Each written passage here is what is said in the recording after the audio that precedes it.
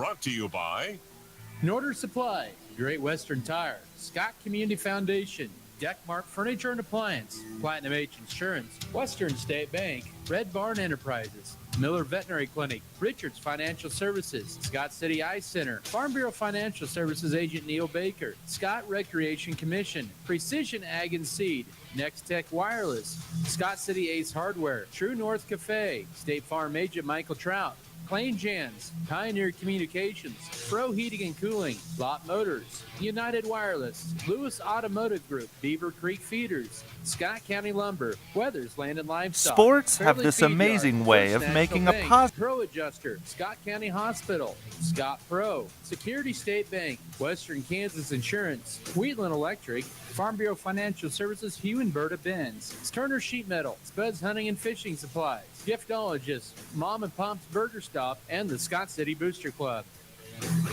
Welcome to the Scott Co-op Pregame Show. When it comes to success, it's all about teamwork. Whether it's the Scott Sports City have this amazing way of making a positive impact in our community, whether it's helping children, boosting local economies, or creating role models. That's our goal at American Implement, too. We believe in being a part of the communities we serve by just being a good neighbor. Thanks for being ours. That means it's playoff time here, and that's the case here tonight at Darner Field, as it is the regional round, the Class 3A playoffs. And for the first time in this series history, the game is played at Darner Field as the Andale Indians, the four-time state champions, head west to take on the Scott City Beavers. And a good Friday evening to you. Welcome to Darner Field. Here, Adam Cadavi alongside me, Tim McGonigal, your studio engineer, Melly Toscano back on the Mix 94.5 studios, and also on the Beaver Broadcasting Network. Both teams come in with identical records here tonight. Scott City at 8-1 on the year after a 51-14 thrashing of Smoky Valley last Friday night, as they went up 28-6 after the first quarter and never looked back in that victory, 51-14. On the other side, the Andale Indians, they've won 2 in a row. They've won 59 out of their last 60 games since 2019. And they picked up a big victory at home against the Hugoton Eagles last Friday night and a 46-0 win in the Week 9 playoff game. Well, here we are, Tim. It's Andale, Scott City, two 3A powerhouses, and we should be in for a good physical football game here tonight. Got any butterflies? Just a little. Yeah, me too. I think there's a lot of them going around. But, Adam, this is what we've been looking forward to for several years. Kept thinking, this game has got to come up again, and it's got to be in Scott City. And that's what I just keep telling people. Eventually, we're going to play those guys here, and here it is. Yep. And you talked about it a month ago, wanting to get Andale. Well, here we go. Yes, I was looking at them. I was looking, what could potentially, how we could get them out here, and everything in that scenario worked. They had to lose to Cheney so they could be number 2. We had to be number 1, get them to come out here. Absolutely. As I mentioned, both teams 8-1 on the year, and Andale still comes in ranked number 2 in Class 3A behind Cheney, and deservedly so. Both of those teams are right now probably the two favorites to possibly meet up on a collision. Scott City looking to maybe say something about that tonight here, coming in here to tonight's ball game. But I tell you what, this is going to be a physical game, and it'll come down to the little things here tonight. We'll have more of your pregame show. When we come back in 3 minutes, we'll have the comments with head coach Jim Turner as we come back after this 3-minute break. This is Scott City Beaver football.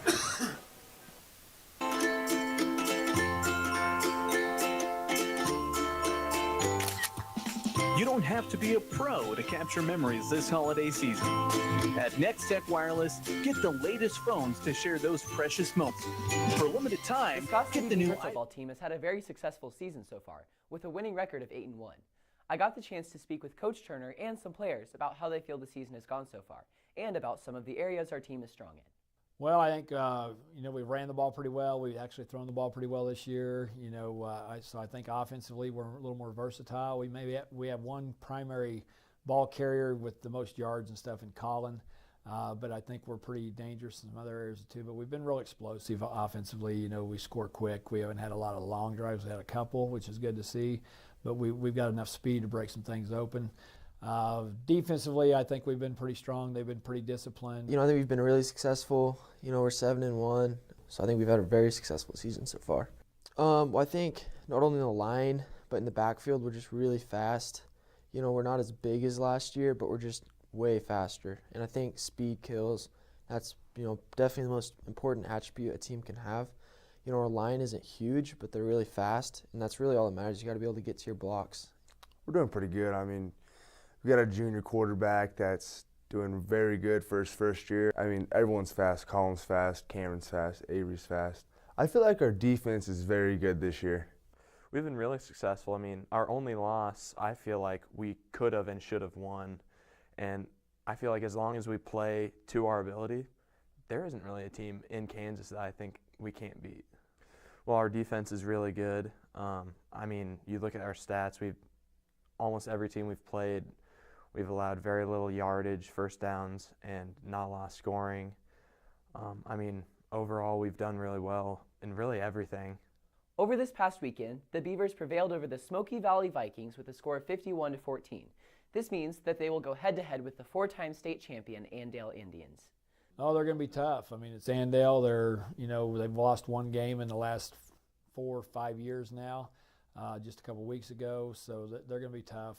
They're Andale. I mean, they do certain things really well. They're very aggressive up front. We're going to have to match their physicality, and if we can play as physical as they are up front and control the line of scrimmage, we'll be fine. So we need to do what we've done all year, regardless of who we're playing, not let it get in our head that we're playing Andale, because it doesn't matter. There's just 11 guys on the field, so we just need to,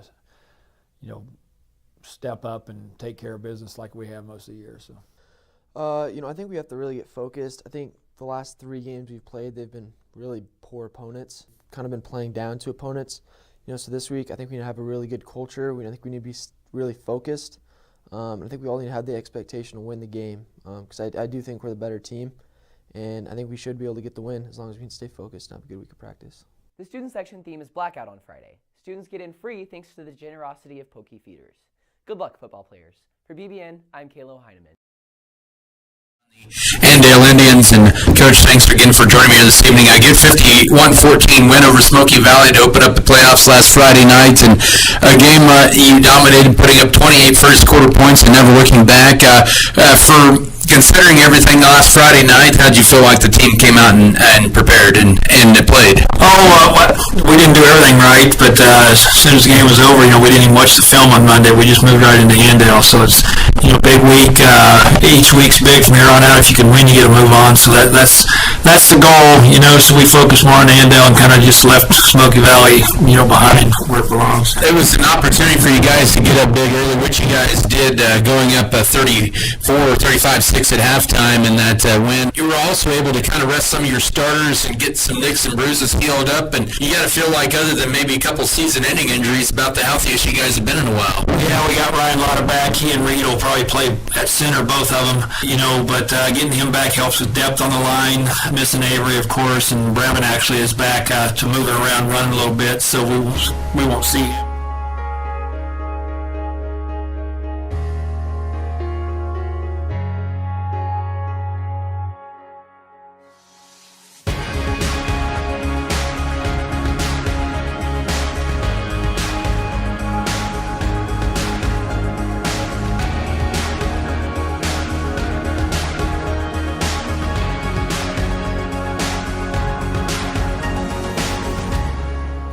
Here, especially coming into tonight. Yeah, Alex is pretty talented.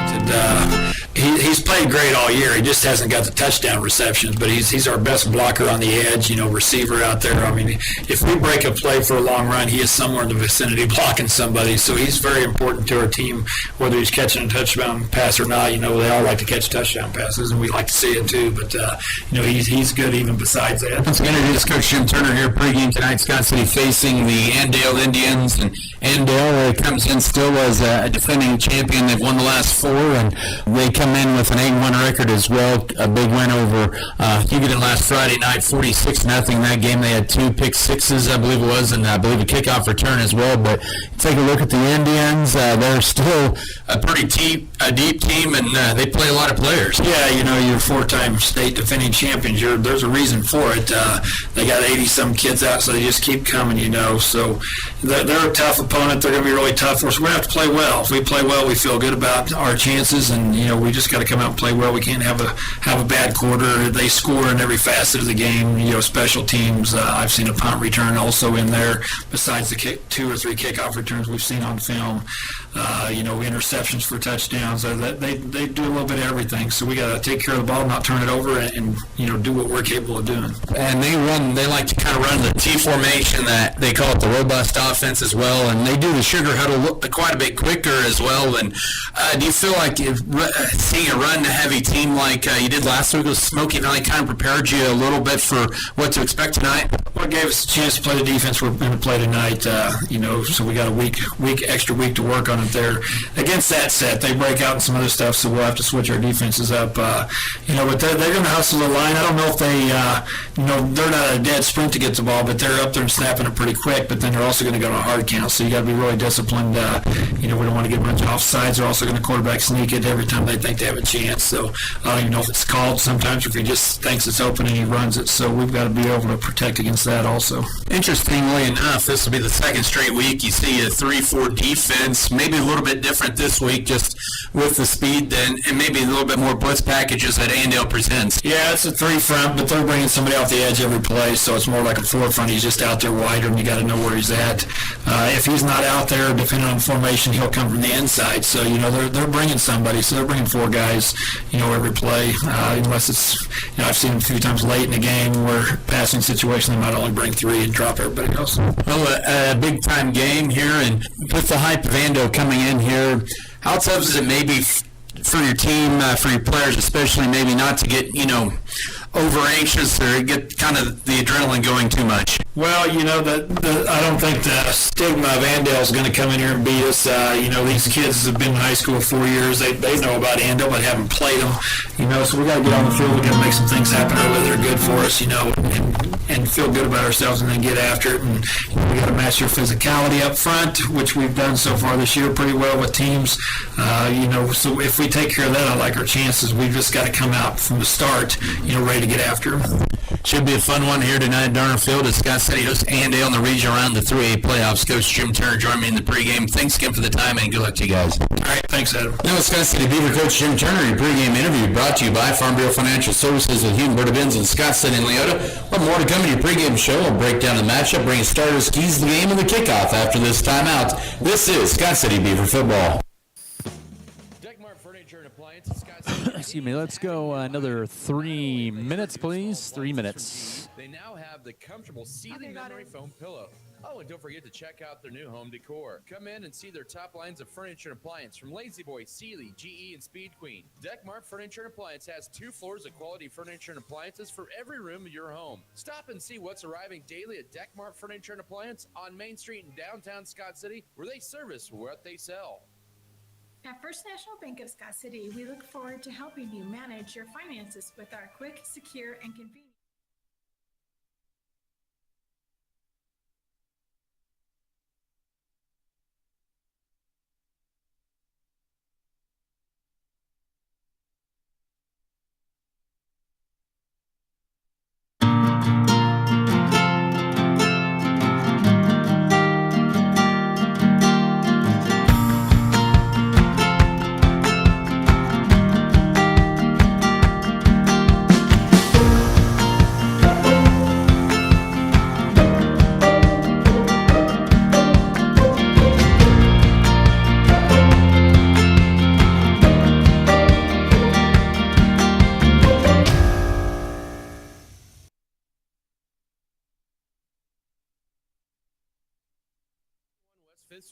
High school officials are essential for the survival of school activities.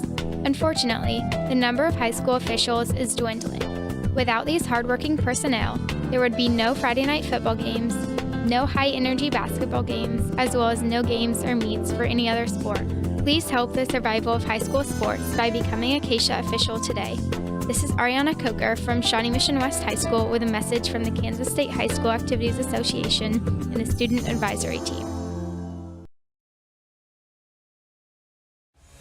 BBN is brought to you by HRC Feed Yards, J&R, Next Tech Wireless, Red Barn Enterprises, S&T Communications, Scott County Hospital, Scott Co-op, Security State Bank, Turner Sheet Metal. Furrow Heating and Cooling of Scott City is a proud sponsor of Beaver activities. Brent and Angie take pride in helping our activities and support our students 100%. They can also help you with any heating and cooling needs that you have. Give Furrow Heating and Cooling a call at 620-872-3508 and see if they can help you with your needs today.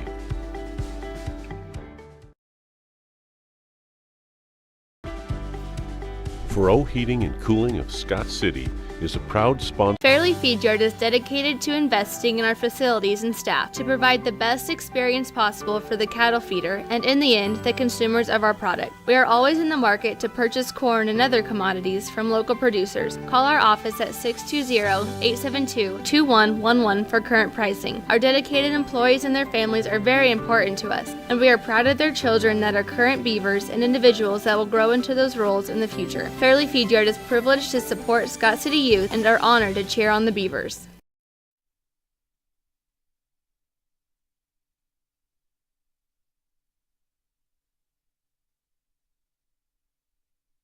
Hit the high of mid-70s today, and so it was a great day. It's about 67 right now as we head towards kickoff. But mention this is the third time meeting between these two programs. You know, these two teams have made deep playoff runs, and for a while both teams were in different classifications. Scott City in 3A, Andale 4A, but for many of the times they've actually been in the same classification, whether it's 3A, 4A, 4A Division 2, 4A Division 1, whatever. But it's kind of unusual that they've only met up twice prior to tonight. That is, you know, when we really got to looking at that, I was like, we've only played them twice, and this will be the third time. I couldn't believe it. I thought we'd played them more often. But maybe I was thinking about Garden Plain because it's in the Renwick, school district. And so those two schools are together actually down there. It's kind of like Scott City and Shallowater would have been in the day, and all in the same school district. But I don't know. I just thought we'd played them more than what we had. You're right there. Let's start off on the visiting side, the Andale Indians. Dylan Schmidt, he's the Andale alum, class of 2001. He's in his seventh season, head coach there, and all he's done is won 82 out of 85 games and only lost one regular season game, and that was this year. He lost to Bishop Miege in 2017 in the championship game, and then he lost to Pratt in the sub-state game in 2018. Those are his only two losses coming in to this year. He also was a head coach at Wellington for 1 year before he came over as an assistant for Wellington, and ironically, he has a 1-0 record against Andale when he was the head coach at Wellington for his lone year. Didn't he grow up in Andale? Yeah, he did. Maybe that's why he is 1-0 against Andale, you know? There could be a little of that. Took over for a legend there, and Gary O'Hare, who was a great head coach there for Andale, and, of course, Southwestern Heights and Elkhart ties there with O'Hare. But anyways, with this team, they rely on that T formation, robust offense. You're going to hear a lot of the names of Sam Harp, who's a sophomore quarterback. He did not start the season as a quarterback. That was Owen Eck. Eck leads the team in rushing, 715 yards and 13 touchdowns, but it would be a lot of him. Eck, Harp, and even Cooper Marks, who's back in the starting lineup tonight for Andale, did not play last couple of weeks. He did kick off, but did not play in the backfield because of an injury sustained a few weeks prior. But you're going to hear a lot of those names. Marks is a 210-pound junior, and they don't have a whole lot of as much size as they had in years past up front, but this is going to be a good group of kids that they do have. They're going to have a lot of speed up front, but not the size that they had when Scott City played them a few years ago. Speed kills. Speed's wonderful on a football field, but they sure aren't as big as they were 5 years ago. They were big boys. They've put up some big numbers, 75 against Wellington, 64 against Rose Hill, 73 El Dorado, 74 Smoky Valley, 85 Nickerson, and then it's been in the 20s, 30s, and 40s since then. But they average 57 points a game, 345 yards of offense, 285 on the ground, 58 through the air. So it's just going to be ground and pound tonight from this team. 345 yards of offense really doesn't seem like very much for what they've been doing and how much they've been scoring. Now, Scott's on the other side. Andale's defense, they give up an average of 11 points a game, but they give up 182 yards. They'll give up a lot more through the air.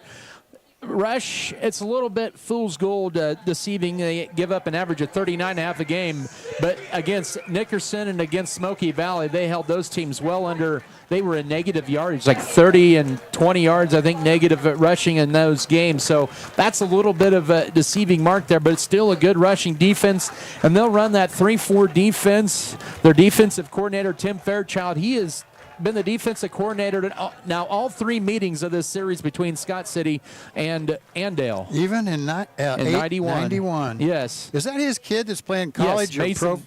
Yep, Mason Fairchild. He's the tight end at KU, and he also has 2 daughters. I believe it's Caitlin McKenzie Fairchild. They're throwing javelin at Texas A&M. Okay, when I heard that KU and that kid and you said Fairchild, I thought they got to be related. Oh yeah, absolutely, that they are.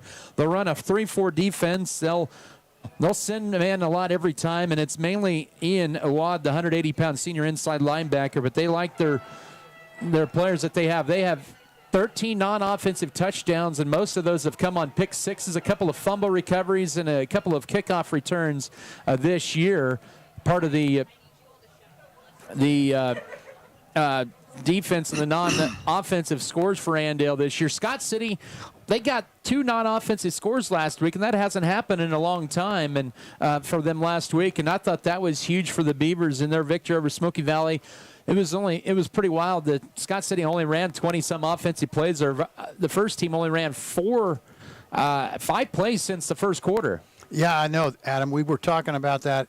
But, Scott City is a very high-powered offense. And, one or 2 plays, and you can go the length of the field. I don't know if... Rise and remove your hats for the singing of our national anthem by SCHS sophomore Bell Trout.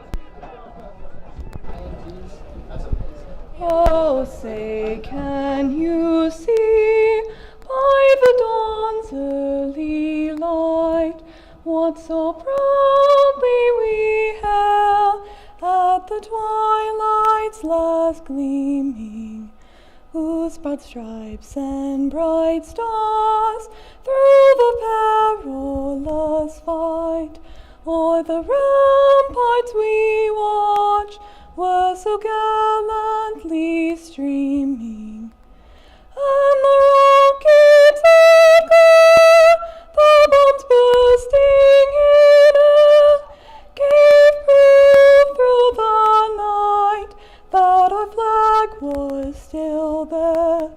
Oh, say does that star-spangled banner yet wave o'er the land of the free and the home of the brave? Yes, great job, man. Killed it.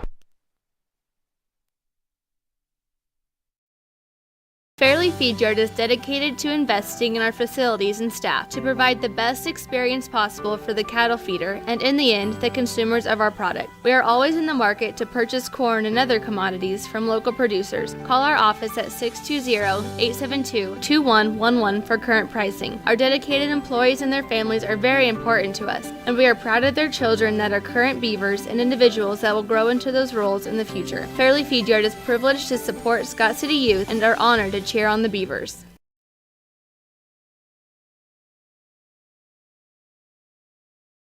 Dylan Schmidt in his 7th season. When talking with him on Wednesday, I actually had the chance to catch up with him. His aunt and uncle are from Scott City, and his first cousins, Jason Allen, Dennis Allen, and his wife, of course, are his nephew. So that's a pretty cool deal. That is pretty cool. And for the Andale Indians, they will start at quarterback. Sam Harpy's a 165-pound sophomore who's thrown for 13 touchdown passes. Actually had his first interception of the year against Hugoton last Friday night.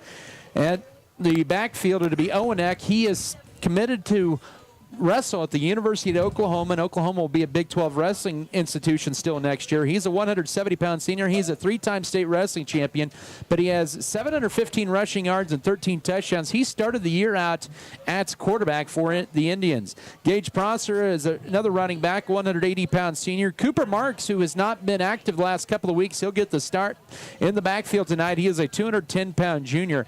He did kick off in the recent weeks, but has not played on either offense or defense, and right now he is just going to be a go for offense tonight. Their tight ends, they'll rotate them in and out a lot. It'll be Carson Butts, a 225-pound senior, and Ian Schrant, a 180-pound junior. Along the line for the Andale Indians, it'll be a left tackle, Henry Eck, a 205-pound senior, Cody Engelbrad, a 195-pound senior, Jack Craybill, a 170-pound junior, Aiden Awad, a 180-pound senior, and Isaiah Wilson, a 190-pound junior. For the Scott City defense, a little bit different setup tonight with their lineup, just to kind of counter what Andale likes to run. It'll be Tanner Gooden and Braden Bruner, the interior tackles. There's no change there. Jackson Rumford and Case Armandares are the defensive ends.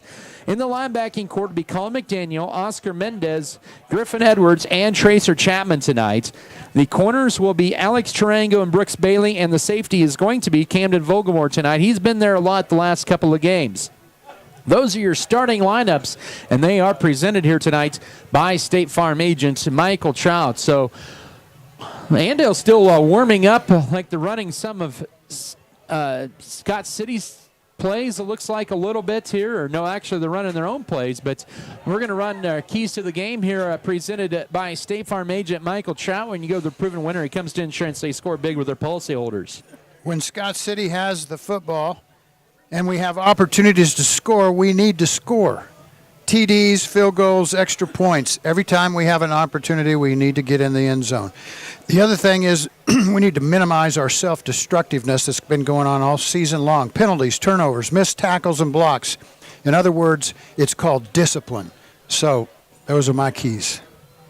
And once again, those are your keys to the game presented by State Farm agent Michael Trout. In case you're wondering, the winner of this game will take on Rock Creek and Wichita Collegiate. That'll be next week. And Scott City wins, it'll be in Scott City. If Collegiate wins and Scott City and Collegiate win, the game will be in Scott City. If Rock Creek wins and Scott City wins, the game will be in rural St. George at Rock Creek High School. If Andale wins, they'll host either Collegiate or Rock Creek. I believe that's how it'll be next week. Holcomb is at Cheney tonight. That should be a great matchup there in 3A West. Also, Heston and Clay Center matchup tonight. And the 3A West games in the East, it's Burlington at Frontenac, Holton at Wellsville, Parsons at Prairie View, and Santa Fe Trail. They are at Topeka Hayden. 6 o'clock is where a lot of people come rushing in here, Adam. Yes, and at this time next week, it'll be 5 o'clock because the daylight savings time coming to an end this weekend. Yeah, fall back. Fall back Saturday night, folks. But we should be in for a dandy of a game here tonight. It is 67 degrees at kickoff, a northeast wind at around 10 miles per hour.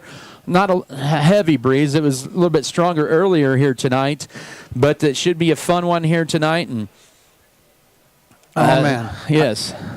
This was the most nervous time of a football game for a player. I couldn't wait till somebody hit me or I got to hit somebody. You know, that's kind of how it works. Once you get that over with, then you're fine.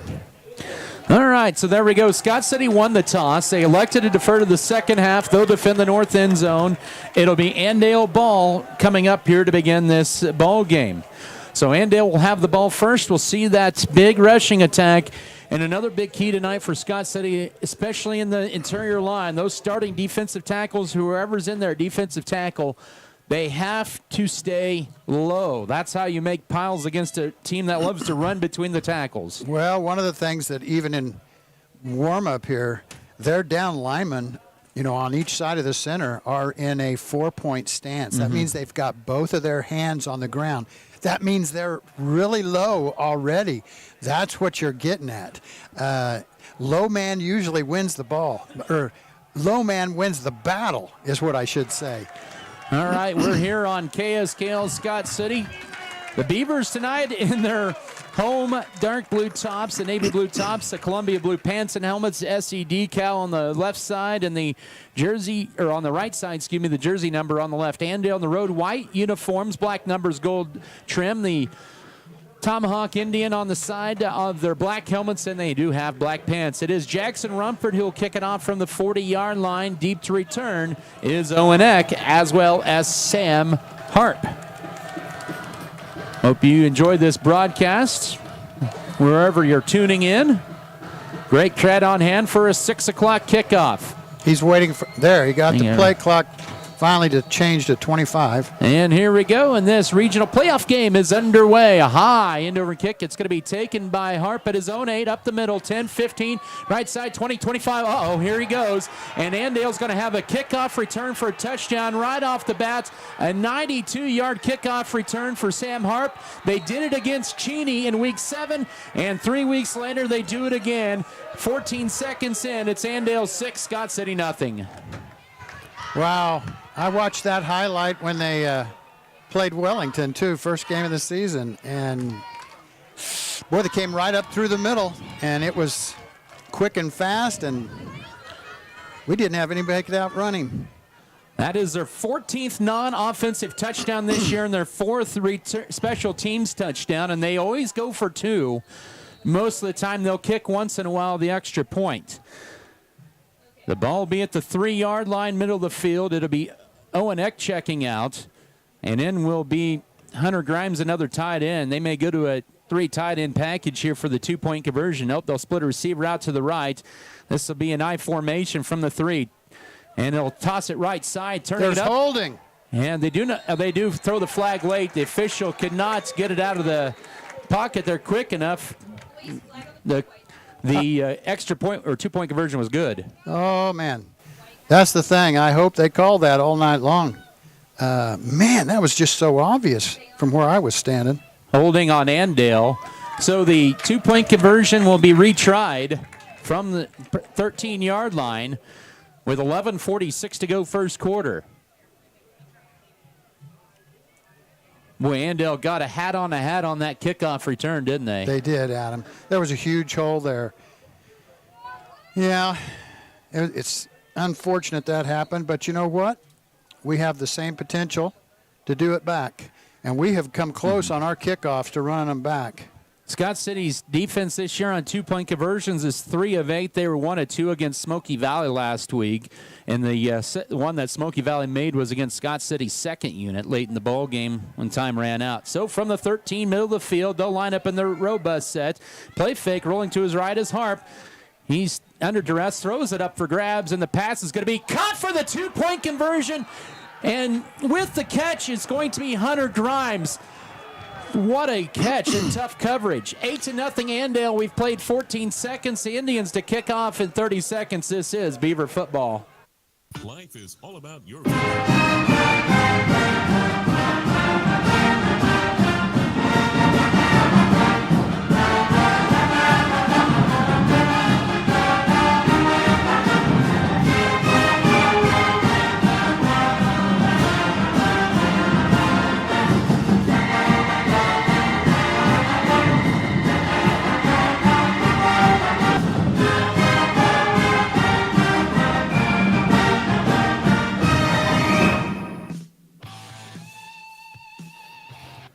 Football here brought to you by American Implement, B&H Paving, Bartlett Grain, Beavertown FFL Beef Belt, Burning Farms, Brookover Cattle Company, Shells, Flyers, and more.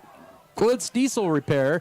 That started off 14 seconds for Andale. A Sam Harp 92-yard kickoff return, and then it was Harp to Hunter Grimes for the 2-point conversion. The bad news is Andale 14 seconds into the game up 8-0. The good news, there's 47 minutes and 46 seconds left. Oh, Adam, you're a guy half full. It's half empty. Well, I'm kidding. A glass that's half full. Yeah, yes. I love that. Well, from the 40-yard line, the right hash mark, it is going to be Cooper Marks to kick this off. Alex Tarango, Colin McDaniel standing inside their own 15 to return this kick. It's a kick on the ground, and it'll be picked up by Tarango to his own 17. It goes left side across the 20, 25, and it'll be tripped up at about the 28-yard line. That's where the Scott City offense will start off, trailing in this ball game 8-0. Well, here we go. Let's see how we do. The wind, I think, pretty much died down. Yes. American flag isn't even moving over there. All right, so from the 29, they'll officially mark this. 1st and 10. Quarterback, the junior Camden Vogelmoor, 17 touchdowns, 6 picks this year. From the 29 left hash mark, it'll be a quarterback keeper by Vogelmoor, and he maybe inches out a couple of yards there.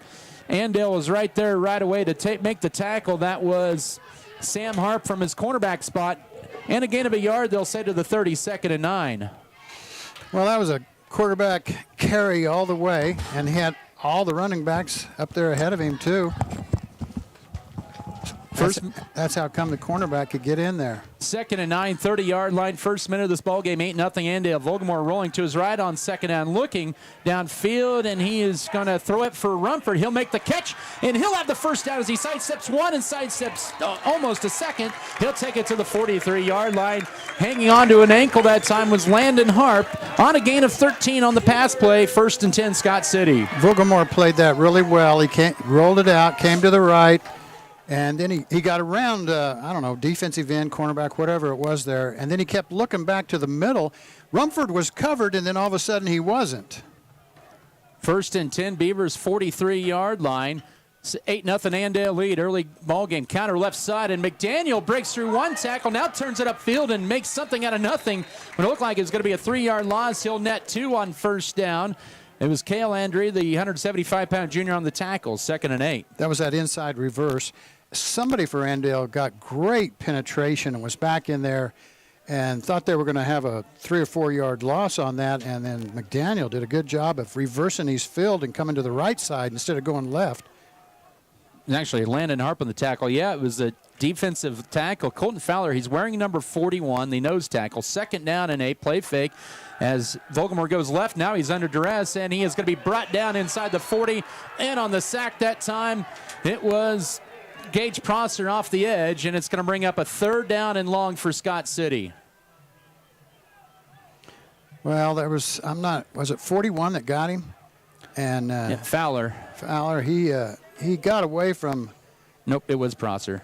The one making the block against him, kind of grabbed his jersey and just pulled him down to the ground and then went around him. It is 3rd down and long for Scott City. They have 3rd and 15. 15 to snap at 9.5 to go first quarter. The Beavers this year on 3rd down, 56%. At their own 38-yard line, rolling to his right on 3rd down. Now under duress, and Vogelmoor will be sacked back at the 30-yard line. There was 3 white shirts in there. Landon Harp with the sack, and Scott City, after a nice first downs play on the second play, 2 in a row, they go backwards, and it's a punt situation. Wow. 3 guys in the backfield. That was supposed to be just a drop back pass, and I don't know, maybe we're going to have to roll out and get away from. Scott City only netted 1 yard on that possession. Jackson Rumford about a 35-yard per average punt. Nice punt up in the air. It'll be a fair catch made by Owen Eck at his own 35-yard line. Andale crowd wanting a flag after a little soft contact by Hayden Presson, but it's going to be 1st and 10 for Andale. Up 8-0 with 8:50 to go first quarter. Well, they got pretty good field position, Andale does. I'd like to have seen Rumford get a little more downwind with that punt instead of it had great height to it. Yes. That's why they didn't get any return. And, and I'm saying I wish we had a little more distance on it, but maybe Coach wants him punting it to the moon and then come back down. That way we have it well covered and they don't get any run backs. 36-yard line. Andale with an 8-0 lead on the 92-yard kickoff return by the quarterback, Harp. He'll turn and hand it off on 1st down, and here's Owen Eck, and he was close to taking it the distance. Trip up by Rumford, but a gain of 10 to the 47, make it 11 to the 47, and it's going to be a 1st and 10 for the Indians. Man, they come up to the line of scrimmage as quick as we do and fire up and hike the ball. They don't look to the sideline, fart around at all. They get right there and make it go. Great blocking on the interior there by Andale. They are not big. I'm going to get Emilio Contreras in for Braden Bruner, who had some helmet issues. But Scott City that defensive line has to be low. 1st and 10, Indians at their own 47 after that 11-yard run by Eck. 8.5 to go first quarter, 8-0 Andale. Third meeting all time. Then their T formation. They'll run a quarterback sweep to the right side, breaking through one tackle, and then breaking through a second, and this time a high tackle by Camden Volgamore of the quarterback Harp for about 9.5. We do have a flag, though, at the 48 back in Scott City territory. Well, you'd think that would be the hold. That could be a break Scott City can get here. Holding on Andale. And those are the tough penalties. If whoever gets the penalty on a backside penalty, those are the tough penalties to swallow after a good play. Well, absolutely. And what Adam's getting in there is the quarterback's already around. He's almost to break the line of scrimmage, rolling to the right, and this where it was held was on the opposite side of the field. Back here where, wasn't going to make a bit of difference if the kid made his block or not. It should be just a 10-yard penalty. They're going to mark it an 11-yard penalty at the 36, so 1st and 21. There was 8 minutes to go first quarter. Andale has 10 to snap it. They don't waste much time after they break the huddle. They'll run up in an I formation of the wing to the right, and that'll be a flag, and Andale was not, or nope, we got encroachment on Scott City. They were in the neutral zone, so it'll be 1st and 16. Oh, let's hope this don't turn into a flag fest. A little nerves early on, both for probably. Yeah. 1st and 16, 41-yard line.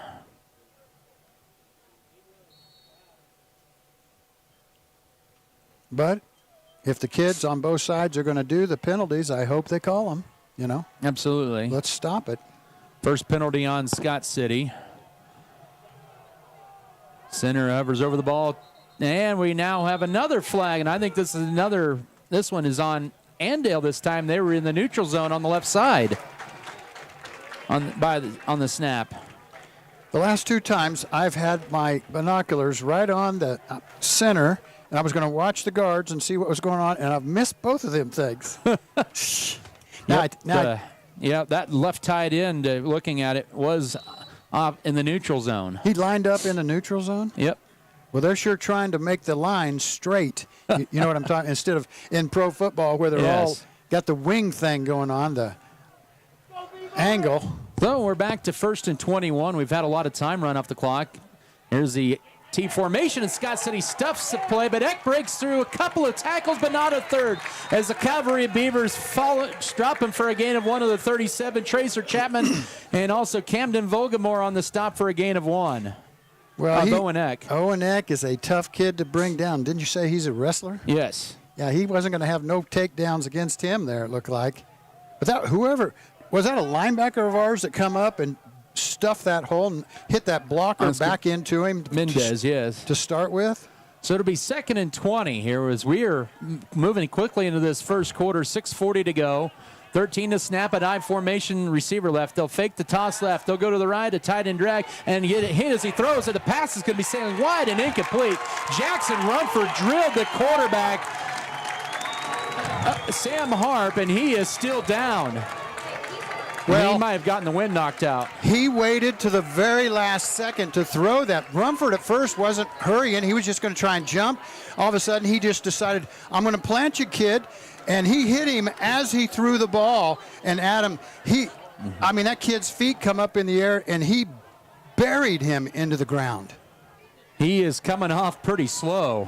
I'm telling you, I think it'll be a miracle if we see that kid again. 3rd down and 20. That got a little juice onto the Scott City side. So that'll move Owen Eck to quarterback. He was their starting quarterback in their first few games of the year. So not unfamiliar territory. They'll look over to change the play, and they'll call the timeout as the play clock was running down. 6:31 to go first quarter. 8-0 Andale. It's 3rd and 20 for the Indians when we come back in 30 seconds. This is Beaver football.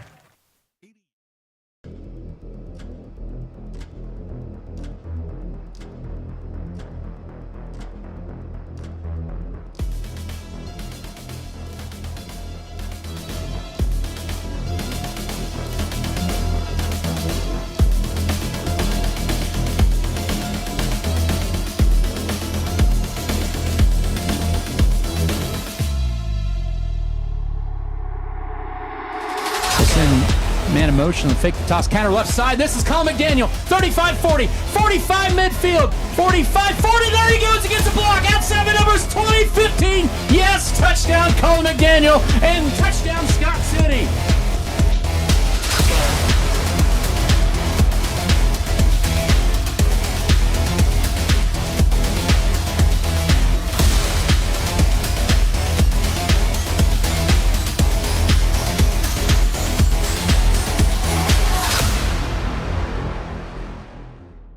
And it's going to be his left side. This is Marks. He breaks by one tackle, and he's going to be into Scott City territory at the 47-40. Boy, they give him a nice spot to the 45.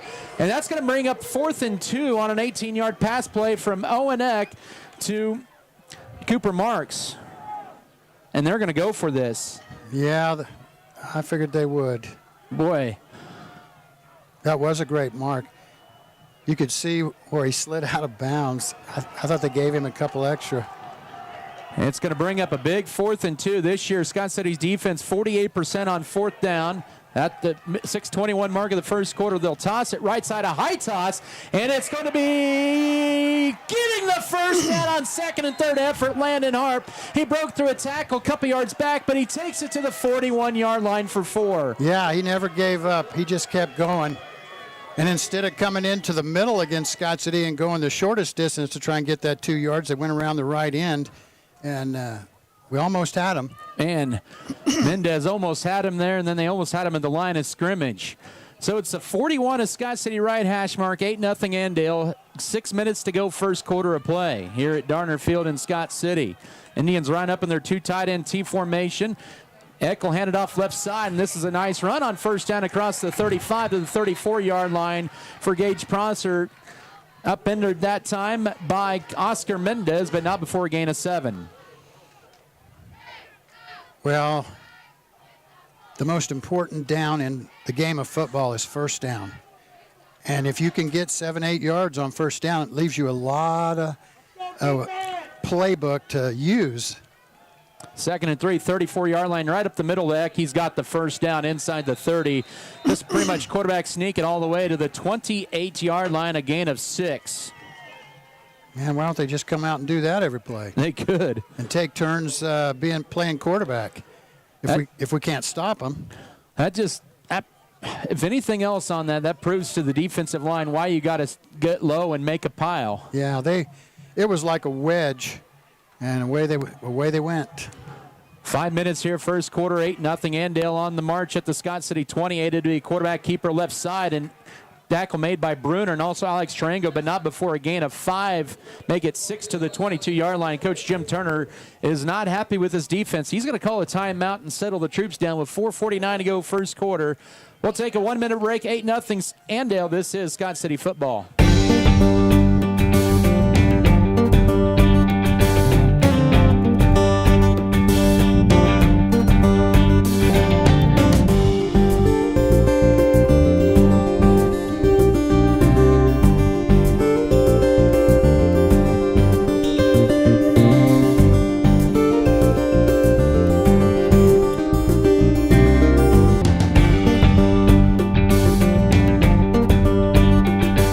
If you are in the market for a new or used vehicle, check out J&R Car and Truck Center of Scott City. J&R Car and Truck has a fully trained service and parts staff for repairs on most makes and models of vehicles.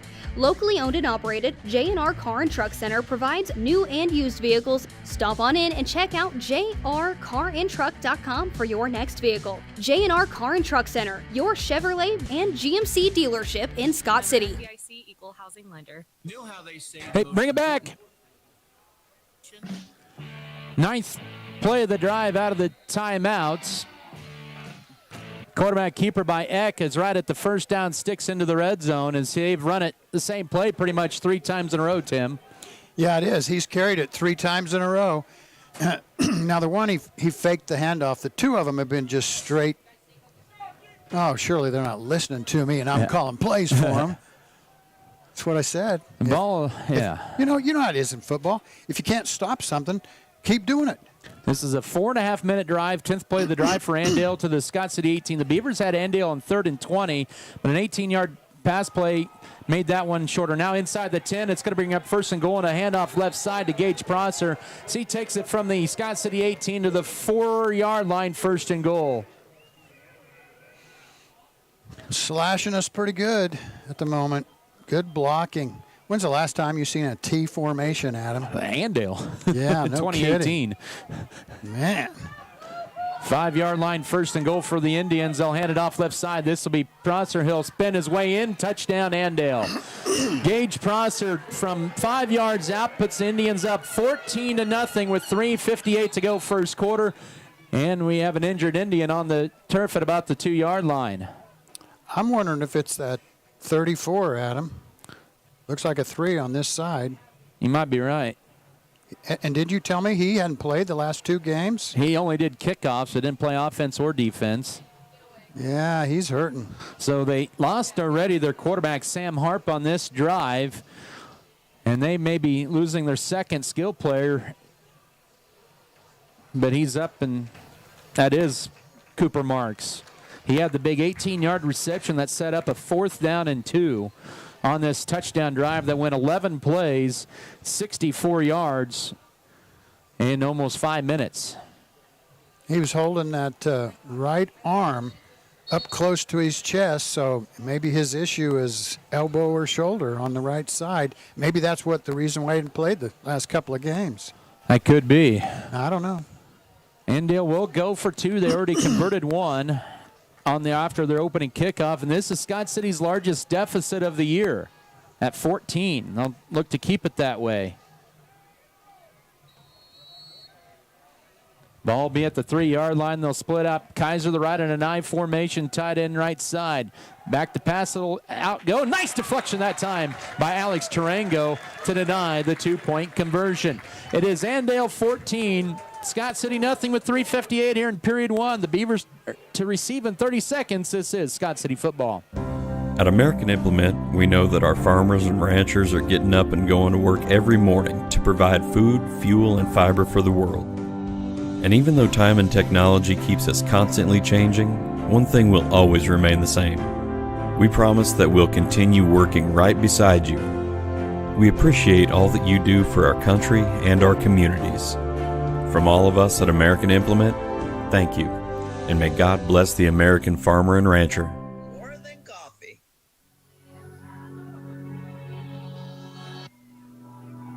Football brought to you by DeKalb Bear, Farm Bureau Financial Services, Hugh and Berta Benz. Also, Fairleigh Companies, First National Bank, Farm Bureau Financial Services, Neil Baker, Fro Heating and Cooling, Fro Ag Service, and Fro Electric. That drive for Andale, an 11-play, 64-yard drive, took 4 minutes and 52 seconds off the clock. A 5-yard touchdown run by Gage Prosser, who has 3 carries and 25 yards, and the 2-point conversion was denied. Cooper Marks that's kicking it off from the 40-yard line for Andale at the right hash mark. He'll kick a low end over kick on the run, taken by Trango, the 20. 25, trying to bounce it outside. He does so to the 30, but he is upended at about the 31-yard line, that time by Landon Harp. Well, doesn't Marks play linebacker? He does. He did not play. He did not play in that last series. He just has been offensive only, but they're down now another starter there with Sam Harp. Well, let's see here. Yeah, they bring in another corner, and that is going to be Ian Schrant, the junior. 1st and 10, Scott City at their own 31-yard line. Movement all across the board. They had a man in motion, and that's going to be Scott City's second penalty of the night. I'm sure the kids are a little frustrated at the moment, being down 14-0. We'll see what the Beavers can do here. This is the largest deficit of the year. Still a long ways to go in this game, though. There is. Andale has been in this position many times, and they move again on their hard count. And we may actually have this on Andale. They're going to talk about this one. They were pointing at, our kids are pointing at Andale. And we'll get the official signal from the White Hat Clinton Flanagan. It is unsportsmanlike. I wonder if it was on disconcerting signals. You think about that. Yes. They were yelling go, and you see that a lot in the college game where the defenders are yell go or some type of a count, And that's going to be a 15-yard penalty and an automatic first down to the 41. You know, one time in a ball game, in a JV ball game, I was playing middle linebacker at a time, and when the quarterback was doing his stuff, I was yelling, you know, and the referee came to me and he said, "Shut up. You can't do that." And so I was like, right there you go. That's the only thing I could think of on why they called it an unsportsmanlike conduct. Disconcerting. Yep. Yeah. You can't do that stuff. And that's somebody over there, like you said, yelling, "Go!" Yes. We have an official in the building here. We don't have him quite on the payroll for the review board yet, but for official reviews. But anyways, 41-yard line, 1st and 10, 3:52 to go here in the opening quarter. What are we waiting on? The white hat, I think. Oh, there we go. Reset, and here we go. Play clock, reset, pistol eye. Wing to the left for Scott City to be a toss to Colin McDaniel on the left side. Has to turn it upfield, and Andale does a good job of turning upfield. McDaniel very fortunate to get back to the line of scrimmage for no gain. 2nd down and 10. With all the penalties there, it felt like it was a couple years ago since we had a play. It does feel that way. This quarter has really taken a long time. We're near the 3-minute mark. 3 receivers to the right. It's going to be an empty backfield. Wing to the right. Receiver to left is Vogelmore on 2nd down with a stiff arm, and he's going to be pulled down at the 39-yard line that time. It's Ian Awad with the tackle for a loss of 2, and Scott City with negative rushing yards in this first quarter, and they have 3rd down and 12. Well, Andale isn't very big, but they are very quick, and they got to be really strong to be fighting off them blocks that we're trying to stop them with. What are we doing? Just getting in a new play here. Plenty of time to snap it with 2:50 to go first quarter. Scott City 0 for 1 on 3rd downs, I beg your pardon. They do have 2 first downs in the game, but trailing 14-0. Pistol wing teeth, 3rd and a dozen from their own 39. A low snap. Vogelmore looking left, and he breaks through one, and he cannot break through another wave. He's sacked all the way back at the 27-yard line. And it was just a trio of white shirts in there. Awad with the sack. And this one dropped Scott City all the way back for a loss of 12. That was a linebacker that came through the middle. That was the first guy there. He blitzed right through the center of our line. And somebody hit him and held him just briefly, but couldn't keep him out. Scott City with minus 13 yards of offense in this first quarter. Jackson run for booms, a high kick. That's about 4 seconds of hang time, and Beck fumbles it, muffs it, and Andale will fall on it, though, at their own 22-yard line. And we do have a flag at about the 48-yard line in Andale territory. 24, that was about a 52, 53-yard punt. Block in the back, most likely, by the receiving team. That stopped the clock with 1:55 to go first quarter. And this will back the Indians even further. And there it is, the block in the back on Andale. That'll be half the distance to the goal penalty, but it's about a 10-yard penalty anyway. How many? That's their 4th one of the quarter. Yeah, but they've been big ones. 4 for 41. Scott City's been penalized once, Make that to twice for 10 yards. But boy, what a hang time on that punt. What a punt. Wish McDaniel could have got it. I don't know if he saw the ball there or not. Yeah, I don't either. You can't advance a muff, so that couldn't have been advanced. It could have been covered by us. At the 11-yard line, Andale runs an I formation, tight end right side, and it'll be a quarterback sweep right side for Owen Eck. He gets across the 15, and he'll be near a first down at the 20 on a gain of 9 on first down, setting up 2nd and short with 1:45 to go first quarter. He has 6 carries and 37 yards in this opening period of play. Wow. To think he hasn't played quarterback since the early part of the season. But isn't he a senior? Yes, he is. 2nd and a yard and a half. They'll hand it off left side, and this is going to be a first down run, and down to the knee that time as Vogelmore was on him at the 24-yard line for 5 more goes Gage Prosser. Andale having their way with Scott City in this first quarter as they now have a fresh set of downs with 1:20 to go first quarter and a 14-0 score. We have an official timeout here. I think they did not exchange the footballs.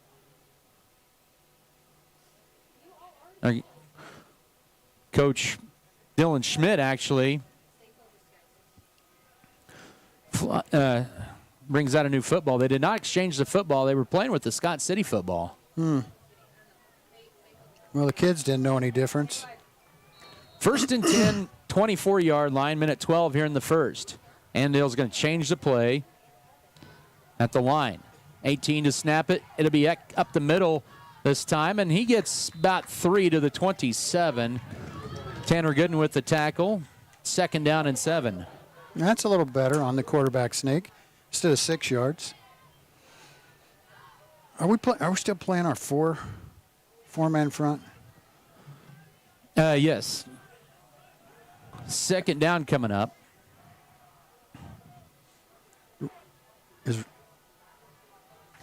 Yeah, okay.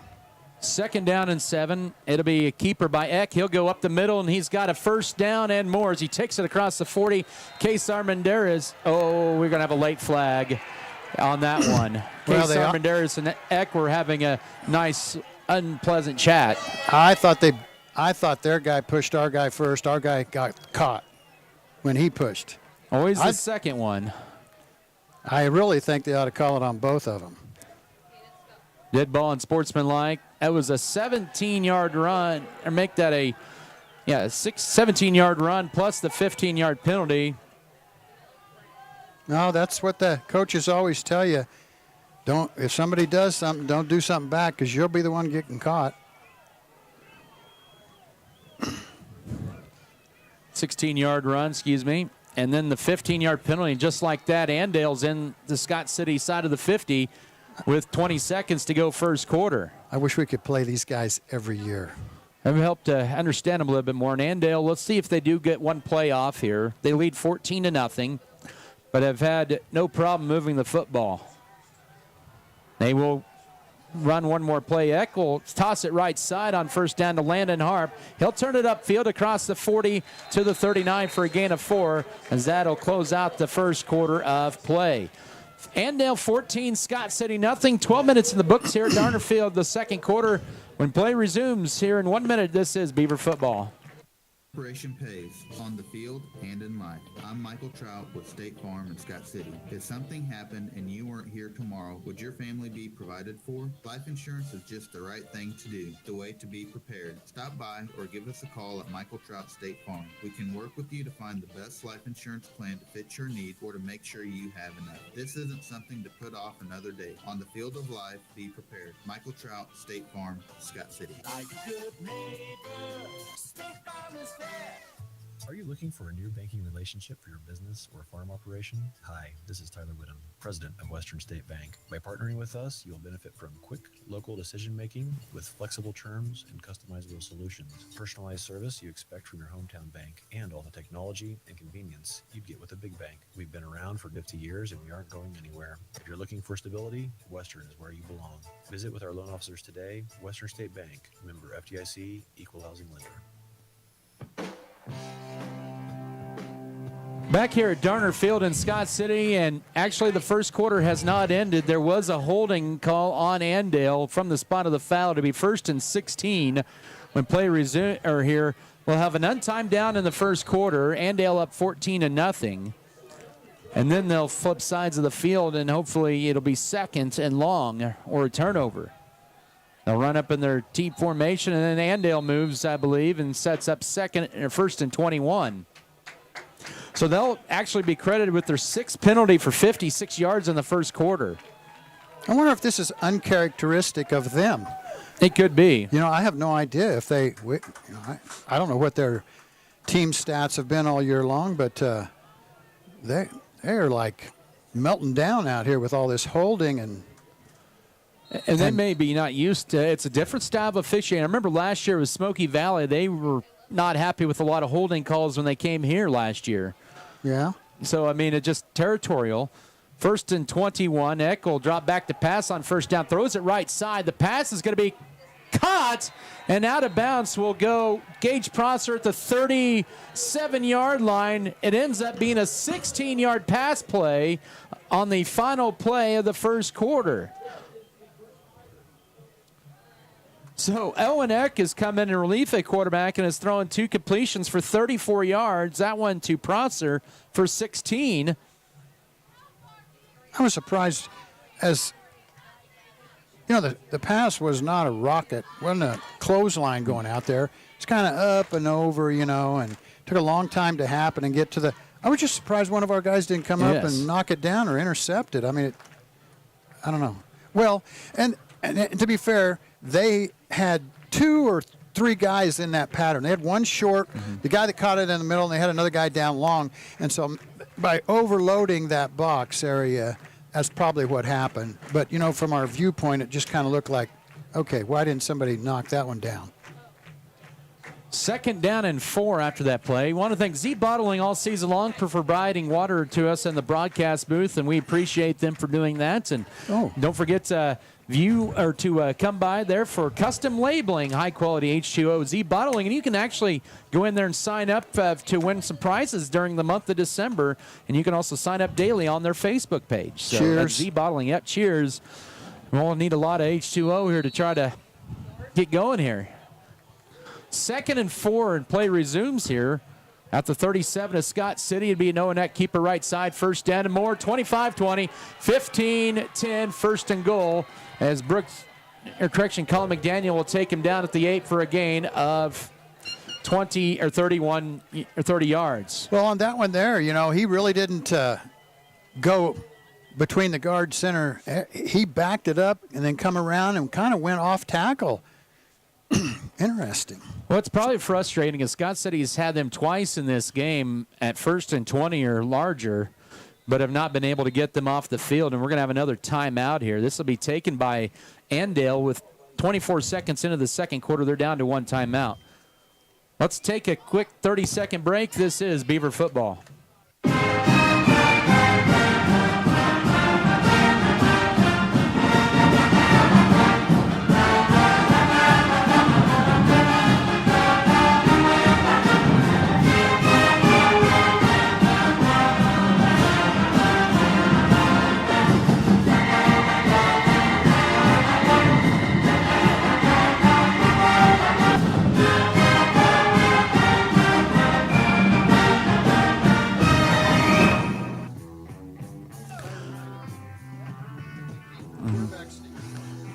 Football brought to you by Good Anesthesia Pain Management Services. Also, want to thank Great Western Tire, Deckmart Furniture Appliance, High Choice Feeders, Hey Mamie Farms, HRC Feed Yards, J&R Car and Truck, and J. Unruh Trucking. There was an injury to Owen Eck after that play, and they're going into their 3rd quarterback here of the first half, and that is going to be Hunter Grimes, a 180-pound junior. 1st and goal at the 7. He wears number 43. Correction, he is a sophomore, 190-pound sophomore. And there's a good stop on 1st down made by Trey Ryan. That's actually a carry that time for Gage Prosser for about 1 yard to the 6-yard line. Wow, this is crazy, Adam, that they've had their top 2 quarterbacks go out. And it looks like they're both shoulder rib type things. They have lost a couple of players during the season to season-ending injuries that were starters beginning of the year, and they're down their top 2 quarterbacks here. On 2nd down, Grimes under center. He's just going to keep it himself inside the 5 and down to the 3-yard line. And that time on the tackle was Oscar Mendez and Trey Ryan for a gain of about 3. But 3rd down and goal for Andale at the Scott City 3, up 14-0. Well, you know, the way, Adam, I've been saying all along, if they're going to do that quarterback sneak, they could just take their running backs and take turns doing quarterback sneaks. What do you need a quarterback to throw the ball for? They're just they're very good at the line of scrimmage. What can Scott City do here on 3rd and goal at the 3 here? Andale had to burn their 2nd timeout to get Eck off the field here. 10:35 to go 2nd quarter. 14-0, but Andale with 2 plays here to make this a 3-possession game. The center goes over the ball, though, running out of bounds to the right. A robust play, and they had him initially stopped at the 2-yard line, but leaning forward was Grimes for 2 more to the inside the 1-yard line, where it's going to bring up a 4th and goal here for Andale with 10:10 to go first half. You know, they're lining up them running backs in the slots behind the center guard, tackle, tight end. That's right behind them. And then they take that snap and they go behind that. It'll be 4th and goal, T formation, quarterback sneak, and he's in. Touchdown, Andale. They get the push. It's Grimes with the 1-yard plunge. All right, at the goal line, and Andale up by a 20-0 score at 9:53 to go first half. That's crazy. They go 9 plays, 89 yards on that scoring drive to go up 3 touchdowns. Well, we know they'll go for 2. Will it be a quarterback sneak? We'll see. They've been good at that. They've run that a lot tonight, and they've felt comfortable with that play. I tell you, putting those 3 running backs to the right side of the line and then running behind them is impressive. They'll go for the 2-point conversion from the 3. It'll be a play fake as Grimes will roll to his right, lobs it in the back of the end zone. It's going to be incomplete, knocked away that time by Tracer Chapman on the intended receiver, Bo Kaiser. And there is a late flag. This might be an unsportsmanlike on Andale, as he was upset about something being hit out of the, or we'll see who it is. Andale kid was clapping his hands. I don't know. Might have to try it again. He hit him about, Tracer Chapman hit Grimes 9.5 yards in the back of the end zone, and then the flag happened. I'm watching it on the play here, replay. So we may have we'll see here the official call. Dead ball, unsportsmanlike conduct on Scott City. It'll be on the kickoff. Yeah, it was Scott City. All right, so the 2-point conversion, no good. 20-0 with 9:53 to go first half. We'll come back with the kickoff in 30 seconds. This is Scott City football.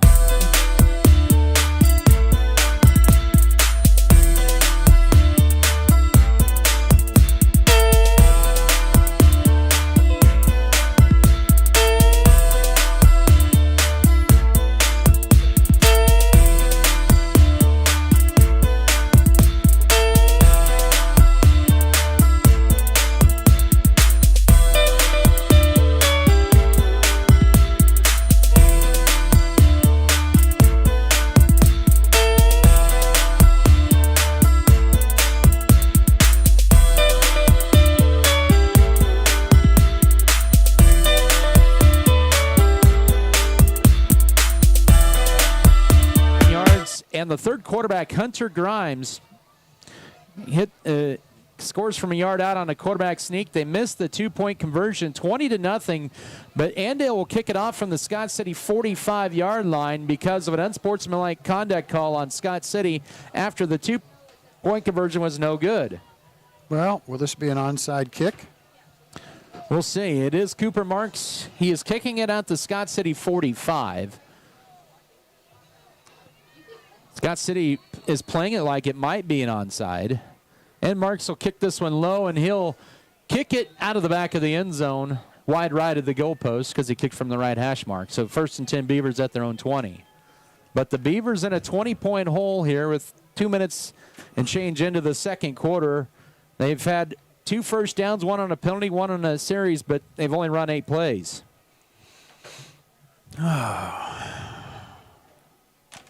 Well, it's time to do something. If we got a new wrinkle, might be time to show it.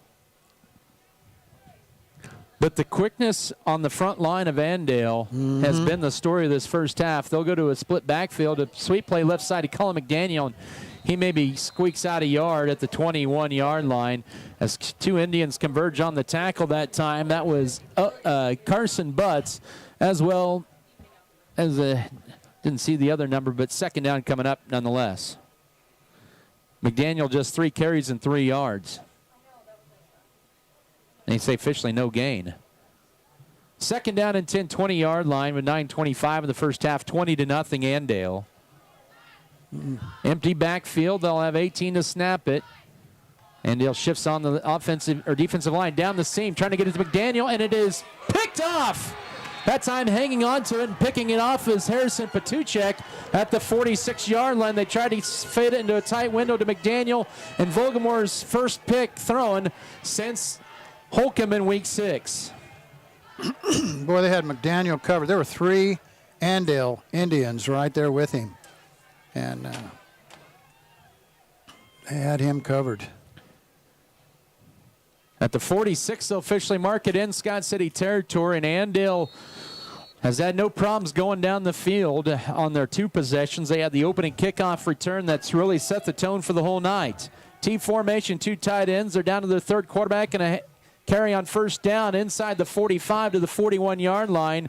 Goes Landon Harp on first down. Jackson Rumford with the tackle. 2nd down and 5 coming up. Make that 6, 2nd and 4. Man, they run hard. Yes, they do. Well, they have JV football game. They got 92 kids on their football team. And they have JV schedule, full JV. They have freshmen full, and they play Wichita schools. 2nd down play, another Landon Harp carry. He'll have the first down right at the 36-yard line. A gain of, well, they'll say he actually is going to be a half a yard shy of the first down. Needed 4. He got about 3.5. I did some figuring. You know, Andale has 388 kids in school. If you divide by 2, maybe 194 boys. They got 92 on the team. That's 47% of their kids in school on their football team. Wow. I know. They are 0 for 2 on 3rd down, but they have less than a yard to go, and the quarterback sneak it with Hunter Grimes for the first down to the 35. And I say this because it's been a big topic of discussion, and whether it's good, bad, or indifferent, but a team like Andale, who's won 4 consecutive state championships in this classification, should they be a candidate like they've talked about the multiplier for private schools to move up a classification if you've won so many in a row? Well, I think there's something to be said for that, Adam. Even if you're a public school and you just keep winning year after year, maybe you ought to have to move up. And here's a first down carry, and what a run that time by Landon Harp. He has a big run that time.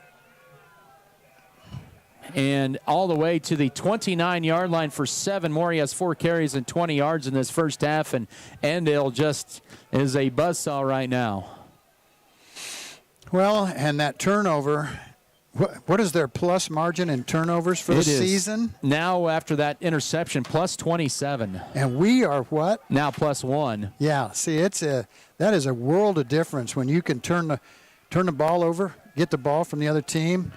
2nd and 3, 29-yard line. This will be another Harp carry. Scott City almost had him stopped there, but he'll gain extra couple yards to the 24-yard line for 5 more. And right now, everything tilted toward Andale's favor here in this first half. They just keep moving down field. You know, back in 91, when we went to Andale and played them for the first time, Andale had the ball for 75 plays, and Scott City had it for 25 plays. That's the domination that they have with their running game, and it's still there today. 20-0 Andale, another Harp carry. This is his 4th in a row. He'll take it for about 7 more to the 17-yard line on first down. He was tackled by Jackson Rumford and brings up 2nd and 3. That is his 6th carry for 32 yards in this first half. He's had the last 4 rushes. Well, if Scott City don't stop it, let's just keep running at them with the same kid, same play, maybe left, right. They did that quarterback sneak till they got both of them hurt. So maybe it's time to do something different. 2nd and 3 at the 17T formation. Handoff. This is Harp left side. I thought I saw the ball. And he'll get close to the first down at the 14. That was pretty close. But he got just enough for the first down. He's had the last 6 carries, and he has 35 yards on 7 totes and another red zone trip here for the Indians.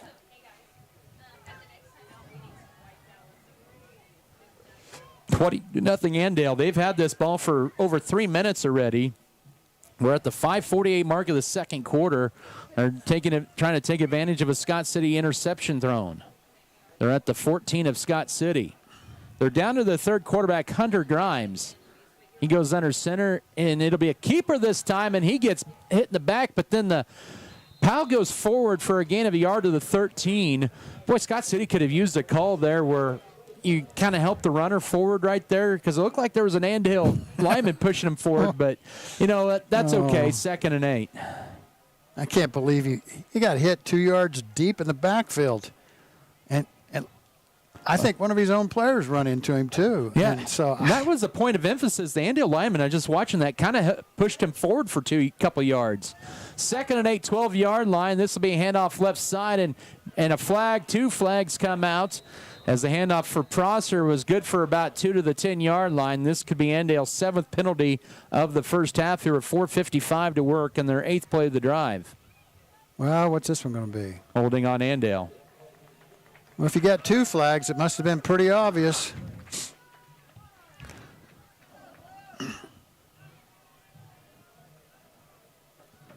Two times in this, on the first 2 drives, Andale's had a 20 or more yards to go for a first down, and they still ended up getting it. Scott City needs to use this, as that is going to be marked at the 19, setting up a 2nd and 15. It actually ends up being a 3-yard rush for Prosser, and then a 10-yard penalty on top of that. And their 9th play of the drive here with 4:50 to go second quarter. T formation, double tight end, play fake, back to pass. Here is the quarterback throwing it out to the right to Marks, who's back in the game. He'll make the catch and sidesteps a couple. They run the same plays they gain 18 yards on in the first quarter. This one will net only about 3 and set up a 3rd and 17 at the 21. Marks the 2nd catch of the night. Well, that was a very safe pass for their number 43, their 3rd-string quarterback. Yep, Hunter Grimes. Hunter Grimes. So that was a safe one for him. You know, just throw it out here in the flat, and hopefully your receiver will bake and shake a couple of guys and get some yards, you know, but didn't happen that time. Andale is 1 of 3 on 3rd down, facing 3rd and 17 of the Scott City 21. Play fake for Grimes. He'll swing it out to left for Marks. Jiggles it, makes a catch, and there's an obvious block in the back. This will be coming back. Has only about 40% of the quarterbacks or the officials threw that flag, and there's an injured Beaver down on the pass as well. I think that might be Armandare. I think it's Chapman. And it's 2. Is it? I can't see who it is, but well, now they're all standing around. I thought at first it said 3, but I could be all wet. All right. I hope he just knocked the wind out of him. We're going to hard-hitting ball game that's been going on, Adam. It was on this tackle attempt of Grimes. Let's take a 30-second break here with 3:50 to go second quarter. 20-0 Andale, 3rd and long. When we come back for Andale, this is Beaver football. I've got a math question for you. When you add tolerance, subtract prejudice, and multiply efforts to treat one another with respect, what do you get? Less division. And school sports have it down to a science. Looking for an example of what can happen when we realize there's more that unites us than divides us? Look no further than high school sports in Kansas. This message presented by the Kansas State High School Activities Association and the Kansas Interscholastic Athletic Administrators Association.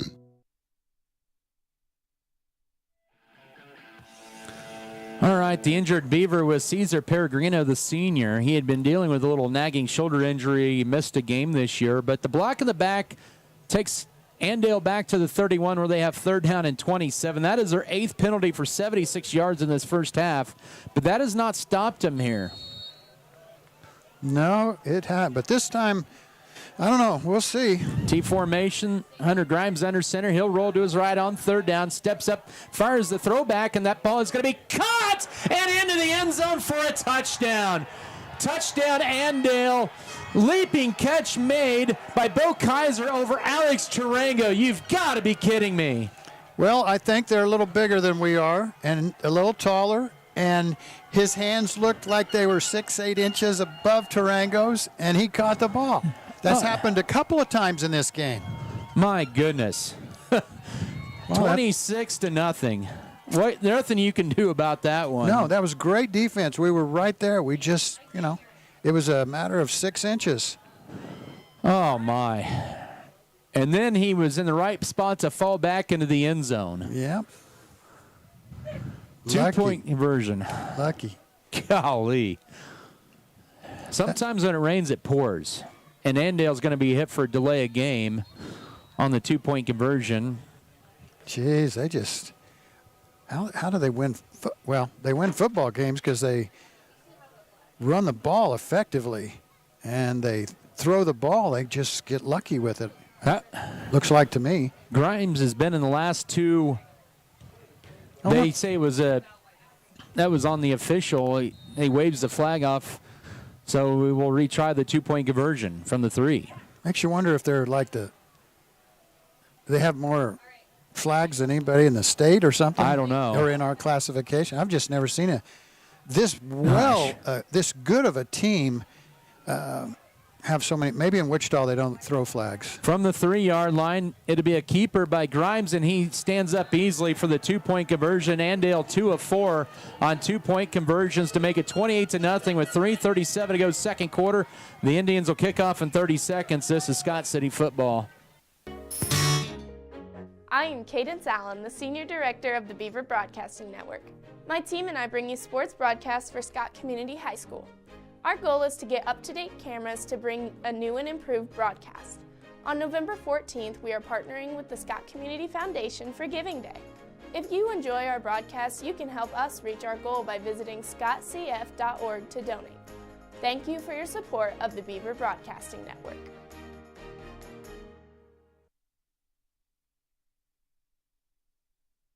Andale goes 10 plays, 46 yards in 5 minutes and 37 seconds, and they've run 452, 402, and 537 on their 3 touchdown drives, plus their kickoff return. And on 3rd down and 27, they go for the home run ball and a jump ball caught by Bo Kaiser, who fell backwards into the end zone. And the 2-point conversion, Hunter Grimes runs it in to make it 28-0. You talk about kind of the fortunes going your way in the first half.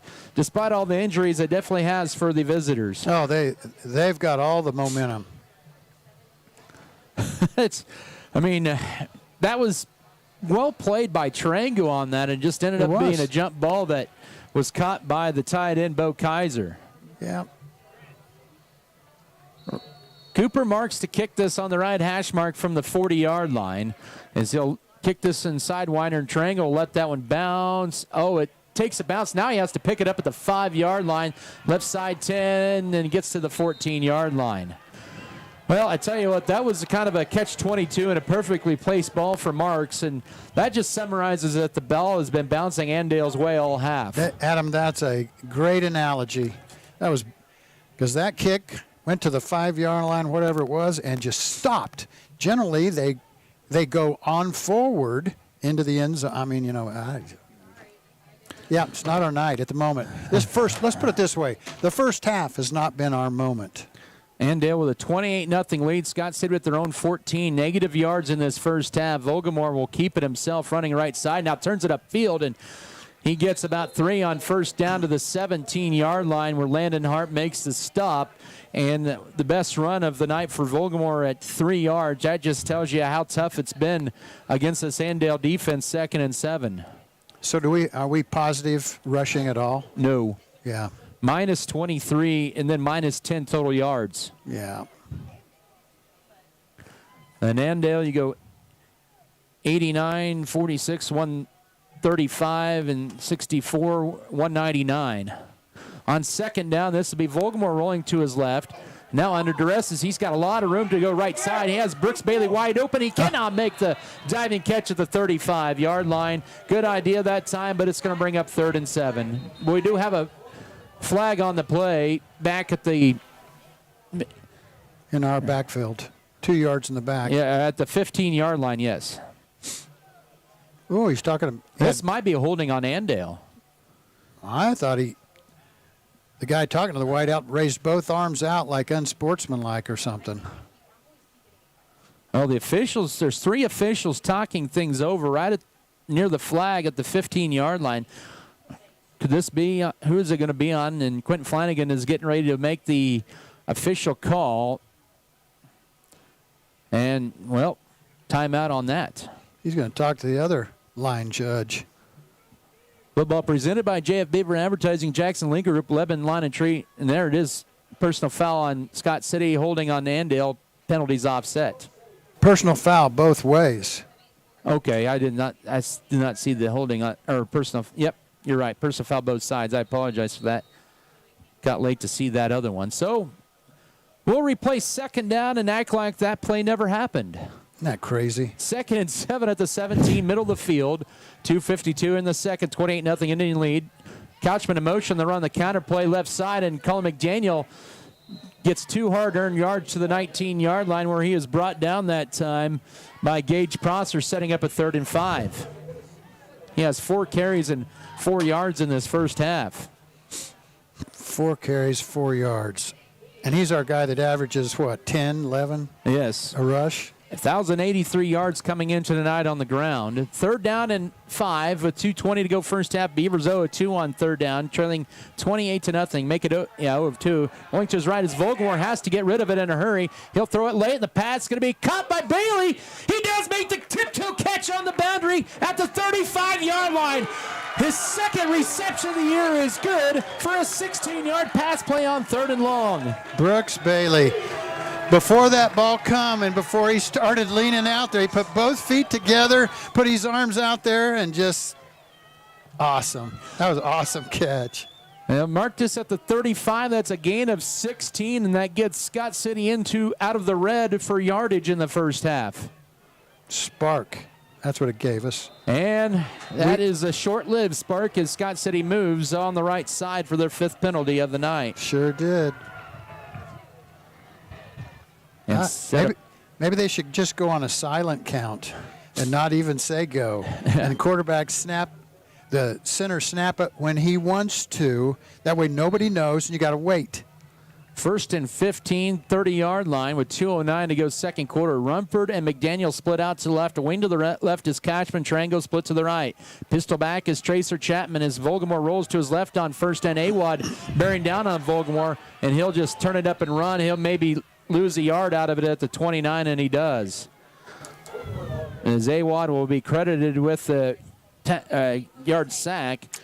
As much pressure as is getting through on Vogelmore and him running for his life like that, and he's a right-handed quarterback and he's running to his left, there's just no way he can set up to throw a ball. It'll bring up 2nd and 16 here with 2 minutes exactly to go first half. You could say officially the 2-minute warning. 28-0 Andale. Man in motion is McDaniel. And now here's a blitz. Middle screen for Rumford. He'll make the catch. He runs into his own blocker, but gets 2 out of it to the 31-yard line on his 2nd catch of the night, setting up a 3rd and 14. Yeah, inside tight end screen. Inside screen to the tight end, Rumford. But boy, they had great pressure on Vogelmore, and they were ready for something right up the middle. That was read nicely. Scott City 3rd and 14 with 1:28 to go, 2 timeouts. Play fake as Vogelmore rolls to his right on 3rd down. Now steps up under duress, gets a block. Now he's going to be brought down at the 20-yard line. Ian Awad with the sack at the 20. That's going to be a loss of a dozen on the play and a timeout for Andale. Their final one was 71 seconds to go first half. And we'll just go ahead and keep a ride here. And that was just maybe more of a coverage sack than anything else by Andale. Yeah. Well, he was under pressure going to the right. Looked like he was going to set up and throw, and then all of a sudden he decides to run back to the left. Looked like there was some green grass ahead of him, you know. Oh, man, Andale is quick, and they just came right up on him. He couldn't get by. That was Andale's final timeout of the first half. So that puts Scott City back in the red for negative yardage in the first half. They are at -3 yards. And that's the 4th sack of the first half on Vogelmore. Actually, more than that. He's been sacked about 6 times in this first half. Yeah. Well, Andale has a different squad this year. They're not the big bruisers, but boy, they are quick and strong, very good blockers. They've never really been particularly big last few years along the defensive line, but there's really nobody over 205, 210 pounds on their defensive line, and watching some of the games in years past. Yeah. And they've used that 3-4 defense with the speed up front, and there was a little concern for them in the first half against the size of Scott City, but right now it's been the speed that has outdone Scott City's size, excuse me. Absolutely.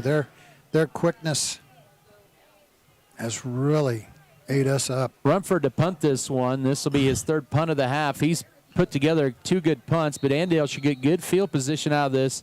They have one back to return. That is Landon Harp. There's a good snap, and the kick is almost blocked. It's going to be a shorter kick, and it's going to be taking a Scott City bounce across midfield, and it'll go dead at about the 45-yard line, and it looked like it was going to be a much worse punt. It ends up being a 35-yard punt with 1:03 to go in the first half. Andale with the ball, up 28-0 out of timeouts. Man, they just get through. I would love to just watch replay after replay after replay to see what we could pick up when you actually study that. We'll see the test of the Andale 2-minute offense in 1:03. Well, they're splitting wide out, 3 guys. They have passed it 5 for 6 in the first half for 69 yards with 3 different quarterbacks. They'll run a 3-receiver set. They'll send a man in motion. They'll just hand it off to Marks in there on first down as a flag comes out. And that'll be flag number 9 on the Indians coming up here with 53 seconds to go first half. Well, got to be a hold, don't it? Yep. And there it is. That'll be their 9th penalty for 86 yards in the first half. Well, with this being a consistent theme for Andale, my guess is they get taught to hold. Mm-hmm. That'd be my, because they have continued to do it, and so the coach must teach it, is what I'm saying. And, it's one thing to get caught doing it. If you're going to hold, don't get caught.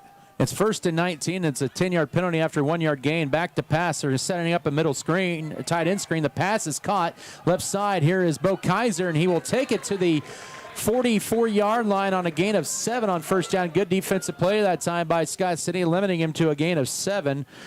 Kaiser, who just caught the touchdown pass moments ago, it's 2nd down and 12 with 29 seconds to go first half. And here's a no-huddle, I formation, 3-receiver set, twins to the right, and another flag. And, boy, that was a no-doubter. Number 13, he just ran up there, and he's in the neutral zone. You know that if you're a receiver, you're supposed to ask kind of the official if you're set okay, and he didn't go over and ask for if he was okay. No. He was literally in the middle of the neutral zone. Yeah, with that 1 foot, just stuck it right out there. 2nd down and long here with 14 seconds. Clock running, second quarter, 28-0 Andale. And they may just take this one to the locker room. We'll see. Nope, they act like they're just going to take it to the locker room with 3 seconds, and that's going to be your halftime. Andale with 14 in the first, 14 in the second, as they lead the Scott City Beavers here in this region around the Class 3A playoffs, 28-0 here at intermission. We'll step aside for a 3-minute break. I believe we do have some guests. Actually, let's make this a 2-minute break. We've got cross-country runners to talk with if they've run their last races at state last weekend. We'll come back in 2 minutes. This is Beaver Football. We believe investing in our community is how we make a lasting impact. It's about more than just providing wireless services. We believe in rolling up our sleeves and working side by side with local organizations. Whether you're sharing cherished moments, staying updated on trends, or exploring your surroundings, we're there to keep you connected. Next Tech Wireless. We are Kansas.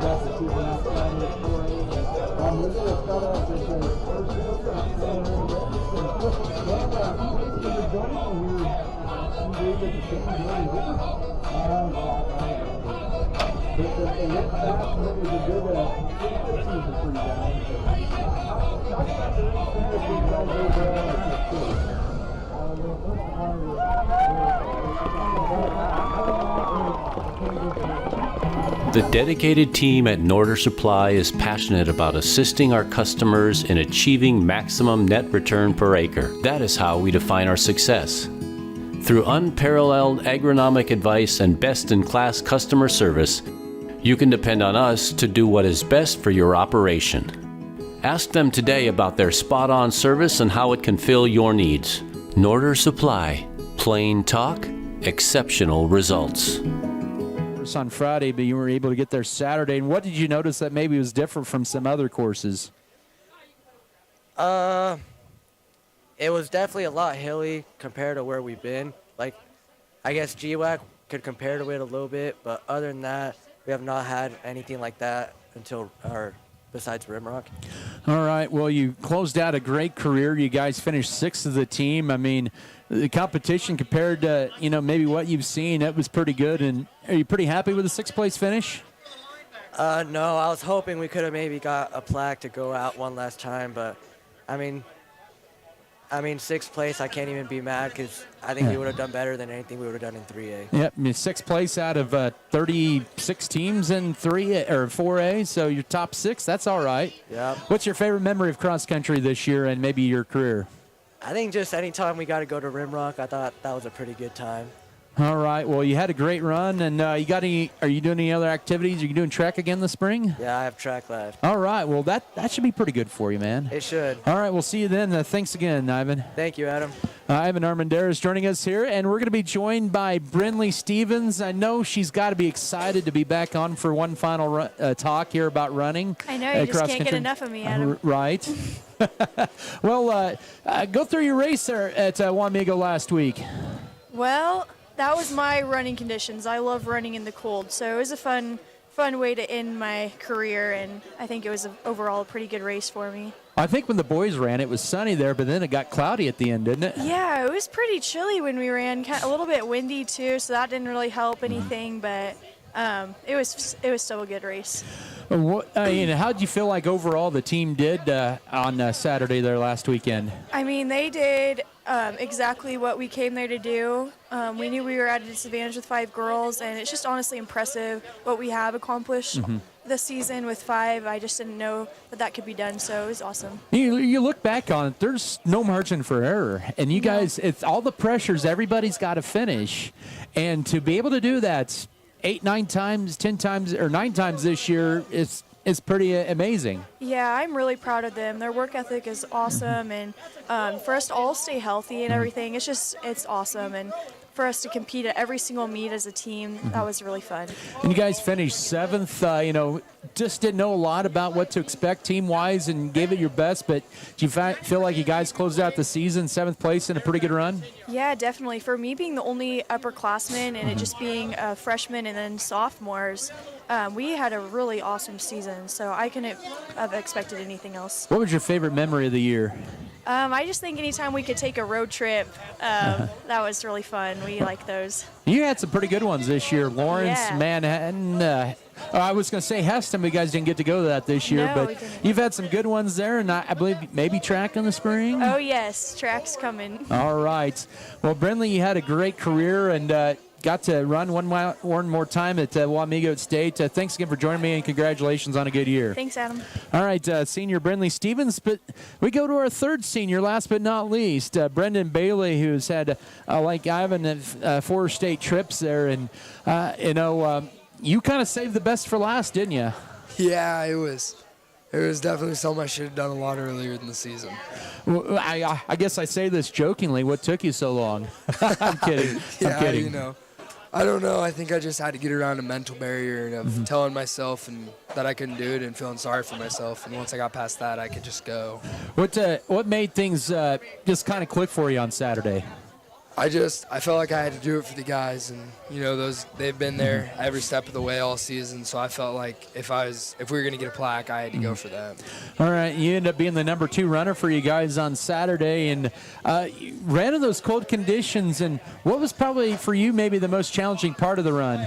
The most challenging part for me was probably putting it in my mind that I was going to keep doing it. And there was a lot of times that I know I was like, I could just give up right now, but I had to push past that, and that was the hardest part for me.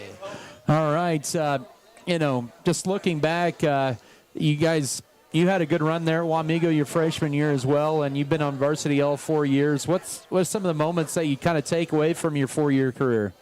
Not a lot from the races, just a lot of the trips with the guys and all the relationships I've had and, other teams, just the guys that I've met through that. And those are definitely the memories I'll take away from it. And, you guys were in 8th grade when Coach Meyer was your coach there, and I don't know if you guys followed him up to high school or he decided to follow you guys up there, but it's going to be a little weird for Coach next year not having you guys around. It's been, it'll be 5 years or so. Yeah, that's definitely a part that he's going to have to get past, and he's admitted that to me and Ivan, that he's really, really sad that we're not coming back, and he's thanked us a lot for being with him. All right, and it's basketball and maybe track for you? Yeah, basketball next. Hoping to not sit the bench this year like he did last year. Well, that's all right. Get that opportunity, man.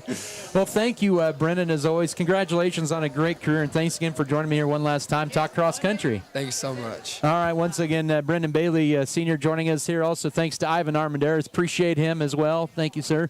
And also to Brindley Stevens here, as they got to warm up a little bit here after yelling out there. Halftime here. We'll take a 3-minute. Let's take a 3-minute break. Scott City trailing 28-0 here at intermission. Back in 3 minutes. This is Beaver football. They said this place was too isolated to call home. They said it was too remote to build a community.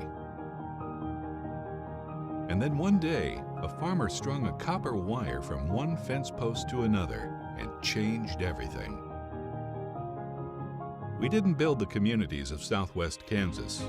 No, we just brought them together.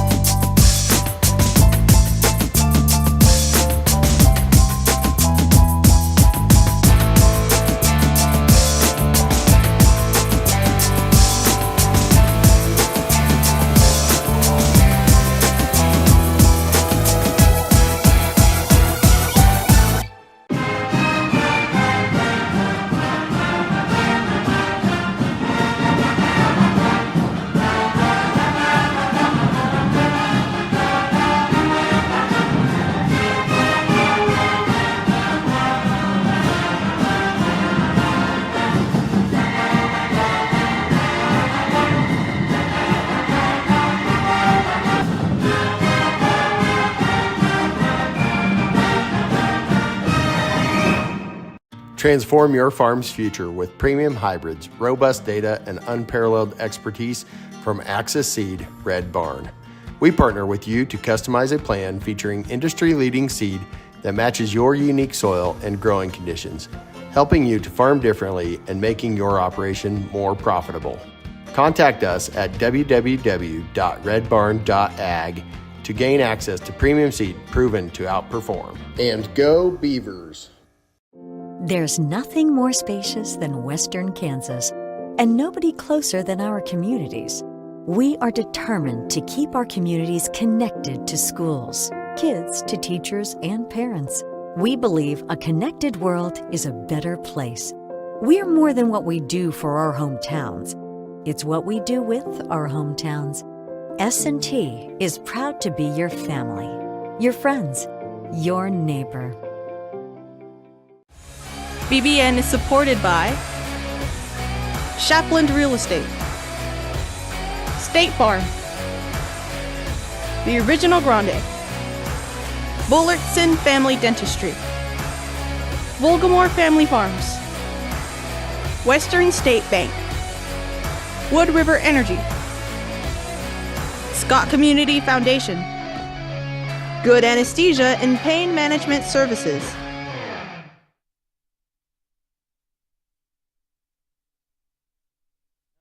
Point. Andale will actually go on their 89-yard drive. That was a 64-yard drive. They scored their second score. 9:53 to go first half, a 9-play, 89-yard drive. It was a 1-yard run by the third-string quarterback, Hunter Grimes, and the two-point conversion was no good, making it 20-0. And then after an interception, a 10-play, 46-yard drive in 5:37, and on a third down and 27 from the Scott City 31, a jump ball play favors the Andale Indians. It was Hunter Grimes to Bo Kaiser. The two-point conversion was run in by Grimes to make it 28-0. First half stats here for Andale and Scott City. They were at 38-59, 76 yards through the air in the first half for Andale. And they had 87-30, 122, 157, 158, 167 on the ground. And that was a total of 243 yards in the first half. For Scott City, they have negative yardage in the first half. 31 through the air on 3 of 4 passing for Volgamore and an interception. But Scott City's offense is at minus 34 rushing, and they have a total of negative 3 yards in the first half. Scott City just 3 first downs, 1 of 4 on third down, 5 penalties, 45 yards. Andale, 9 penalties, 91 yards. They were 2 of 4 on third down and 2 of 2 on fourth down. They had 12 first and 10. So that's the whole story right there. Yep, and I'll get you turned on there. Okay. But, yep, so just everything tilted Andale's favor in about every facet of the first half. It sure did, Adam. I don't know. Go ahead. Well, let's take a final break, and I'll try to get some scores across 3A. With this game kicking off at 6 o'clock, there's not a lot of first quarter scores. Yeah. But it is 28-0 here. Let's come back in 1 minute and get you set up for the second half as well. This is Beaver Football.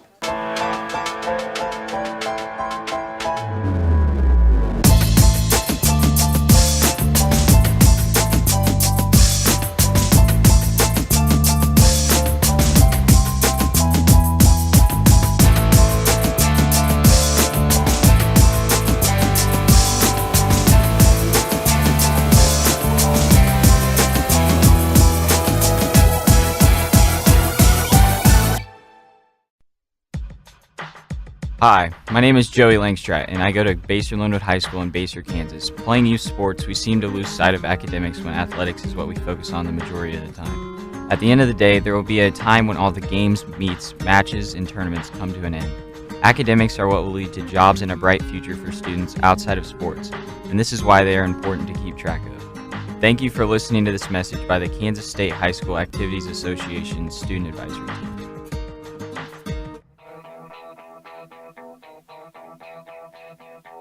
Back here at Darner Field here in Scott City, 28-0 Andale leads as we're moments away from the start of the second half. Andale Cheney, or correction, not Andale Cheney. How about Cheney Holcomb score? Cheney leads early 7-0 over Holcomb as Cheney ran back a punt for a touchdown.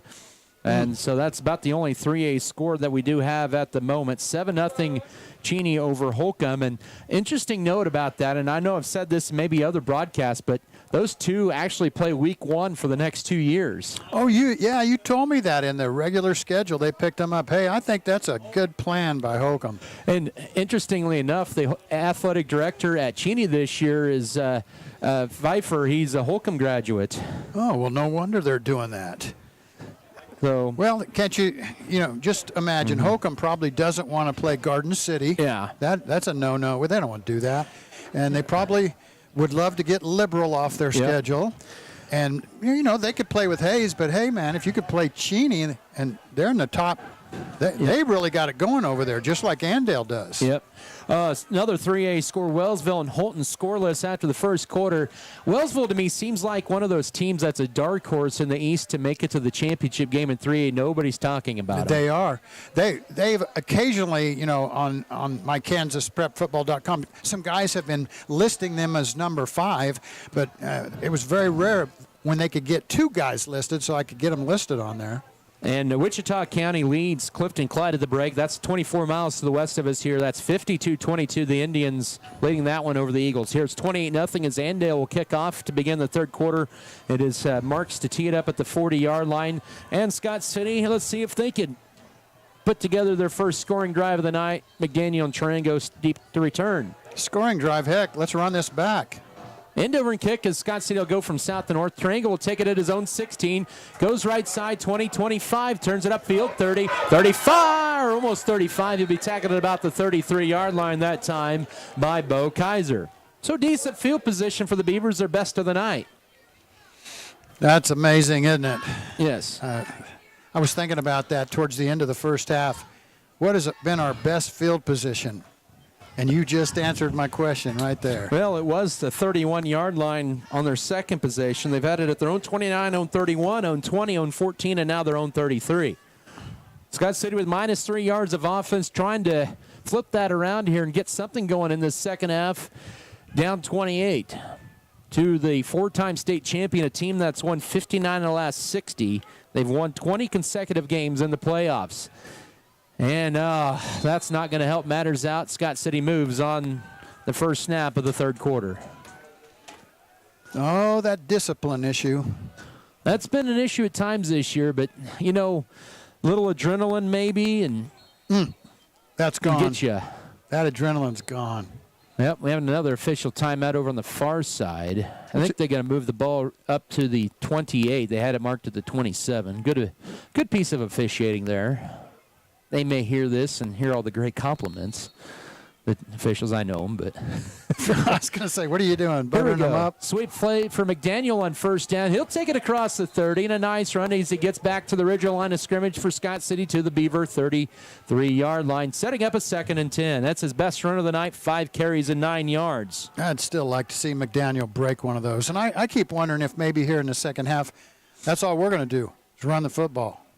28-0 Indians, early part, third quarter. 2nd down and 10. Here's another McDaniel sweep play. He's got a crease. 40-yard line as he takes it to near the 43. He'll be a yard shy on 2nd down, where he was brought down by Ian Schrantha Jr., setting up a 3rd and less than a yard. We talked about before the game started or maybe in pregame how last week when this team, Andale, was in Hugoton, and they got Hugoton out of their comfort zone and threw the ball a lot. 3rd and a yard, high snap, and this is a carry for Tracer Chapman. He gets the first down and is driven back, but he got it to the 44-yard line on 3rd and 1.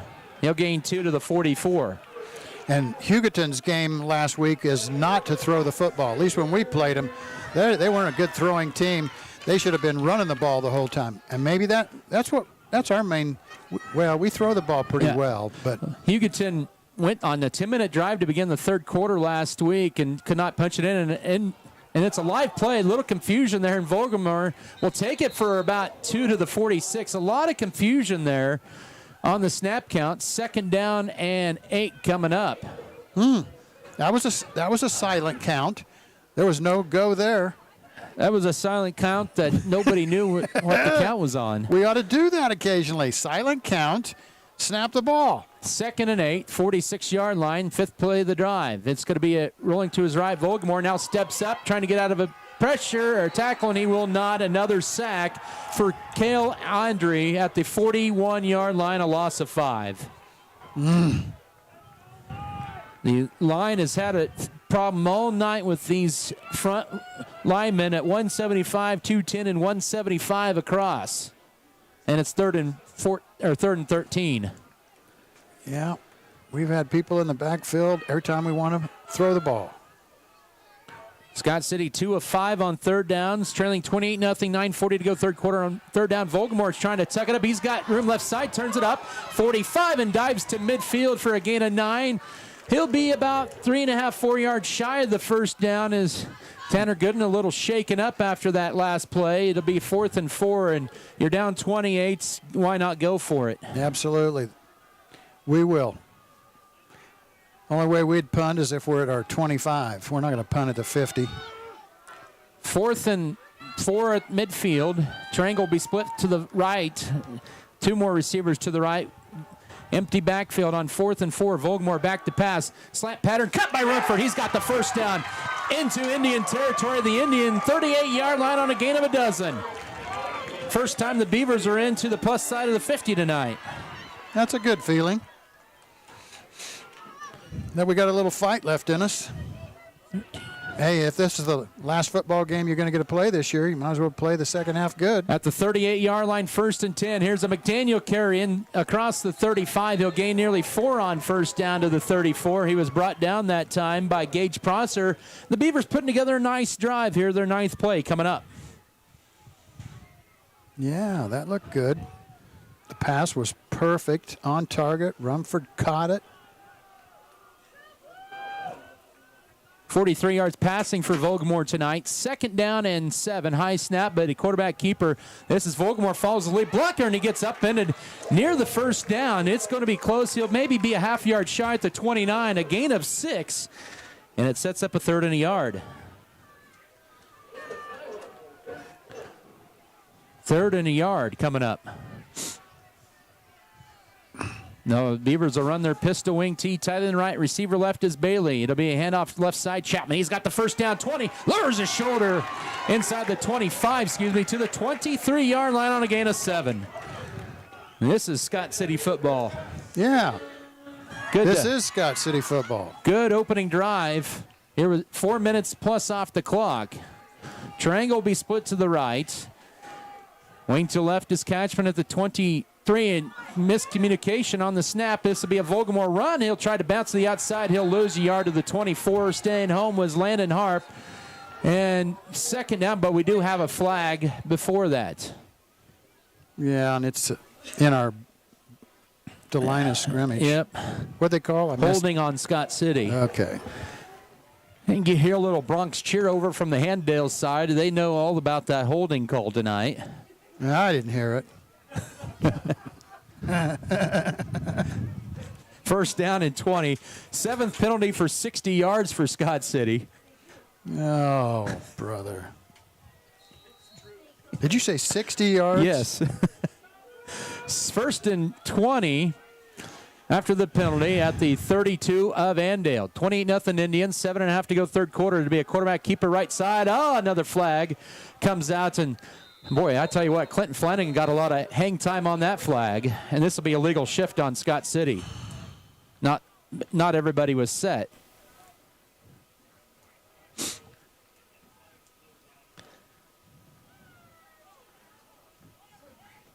Well, now we're just, this has been one of Scott City's issues all year long, is shoot themselves in the foot. The ball will be marked back at the 37 of Andale. What'd they call? Illegal shift. We weren't fully set. 1st and 25. One man in the backfield pistol set. Andale's almost in the neutral zone on the right side. They'll take the snap. They weren't, I guess, says the official. Vogelmore now will roll to his right. He'll throw it right here. This is for Rumford. Here's a jump ball, and it's going to be picked off. Slightly underthrown at the 4-yard line.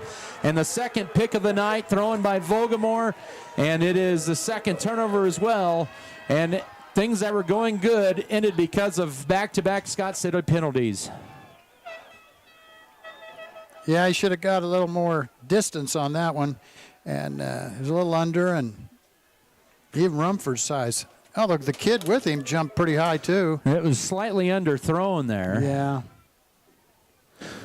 Man, the holding and the legal shift derailed that one. Sure did. 1st and 10 for Andale at their own 5-yard line, leading 28-0. Their first series of the second half. They're going with their third-string quarterback because their first two got knocked out, and that quarterback keeper by Hunter Grimes will gain about 3 to the 8-yard line on first down, setting up 2nd and 7. He has 6 carries and 12 yards, a rushing touchdown and a passing touchdown. And 44 through the air.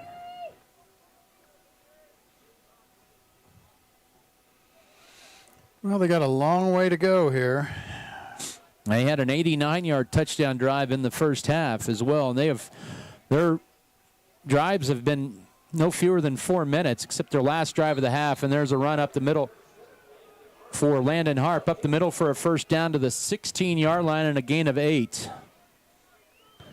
He has 8 carries and 43 yards, and Andale's 13th, 1st and 10 of the night.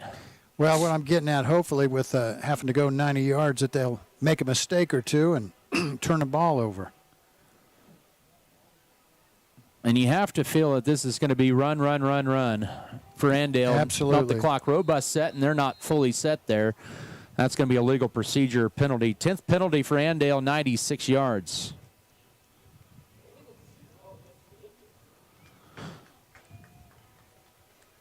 So that'll back him up to their own 11. Both teams 8-1 on the year coming into tonight.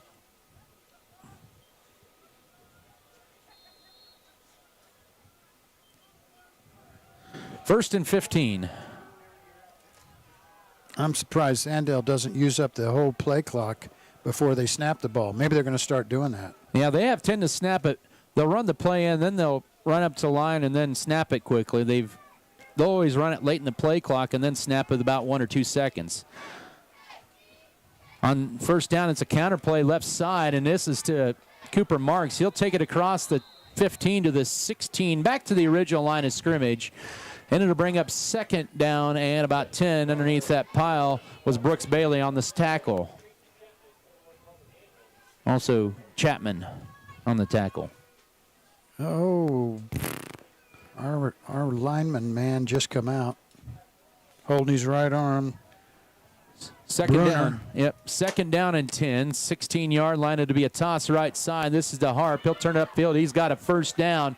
He'll take it to the 27-yard line for 11 more. Brooks Bailey in front of him to make the tackle. And if Bailey wasn't there, I think that might have been a touchdown. Yep, I think so too. Oh, they run hard. Yes, they do. Hard to bring down. I mean, it's like very rarely does one guy get them down. 1st and 10. Andale at their own 27 with a 28-0 lead. We're under 5 minutes to go in the third period. Andale's going to change the play. When they go up or out of the or snap like that, it's usually quarterback keeper, but this time they hand it off left side, and a good play that time over on the left side. That time on Gage Prosser. He'll end up getting 2 out of that, and a good defensive effort by Jackson Rumford, slowing him down, and 2nd down and 8 coming up. Well, that was played well, but I think that was our defensive end over there on that right side.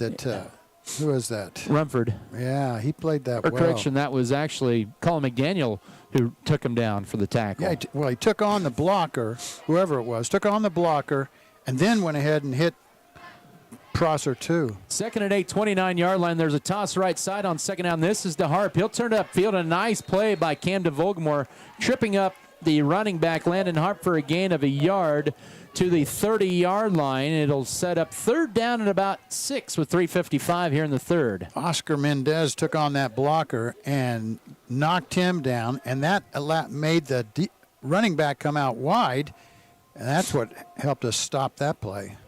28-0 Andale. We're already at the 3:40 mark of this third quarter. Andale's run off nearly 4 minutes. This will be their 6th play of the drive. They'll run an I formation of the wing to the left. And do we have a stoppage there? Yes, we did. I think we had a timeout, and it was Scott City burning a timeout.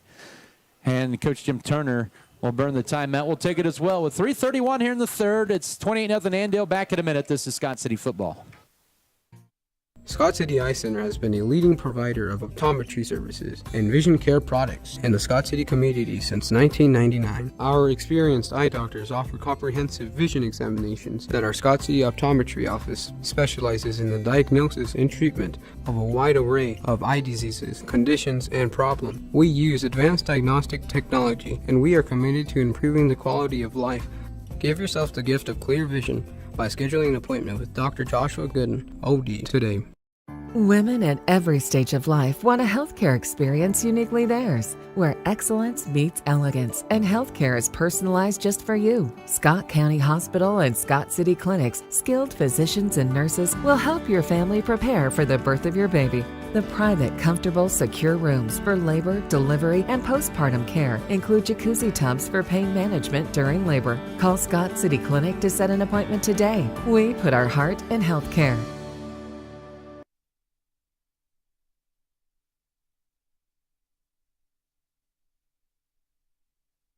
Metzger Appraisals, Metzger Family Farms, Midwest Mixer, Miller Veterinary Clinic, Norder Supply, New Life Market, Plain Gens, Platinum Age Insurance, Pokey Feeders. Third down and 6, 31-yard line, back to pass.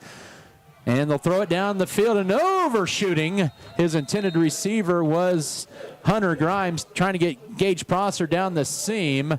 And it'll bring up a 4th down and 7, And that's just their second incompletion of the night. And Andale, they'll get to punt the football for the first time tonight. Yeah, they don't. Instead of going for it, they want to flip the field, make Scott City have a long way to go. Well, I should say they are into punt formation. You never know. Very true, Adam. Back to punt will be the junior Cooper Marks. Now the snap of Bo Kaiser. Good snap. Kicks this one a low kick, and now Alex Strang goes deep to return it. Will let it bounce inside the 35. Picks it up as he's a shortstop across the 25-30.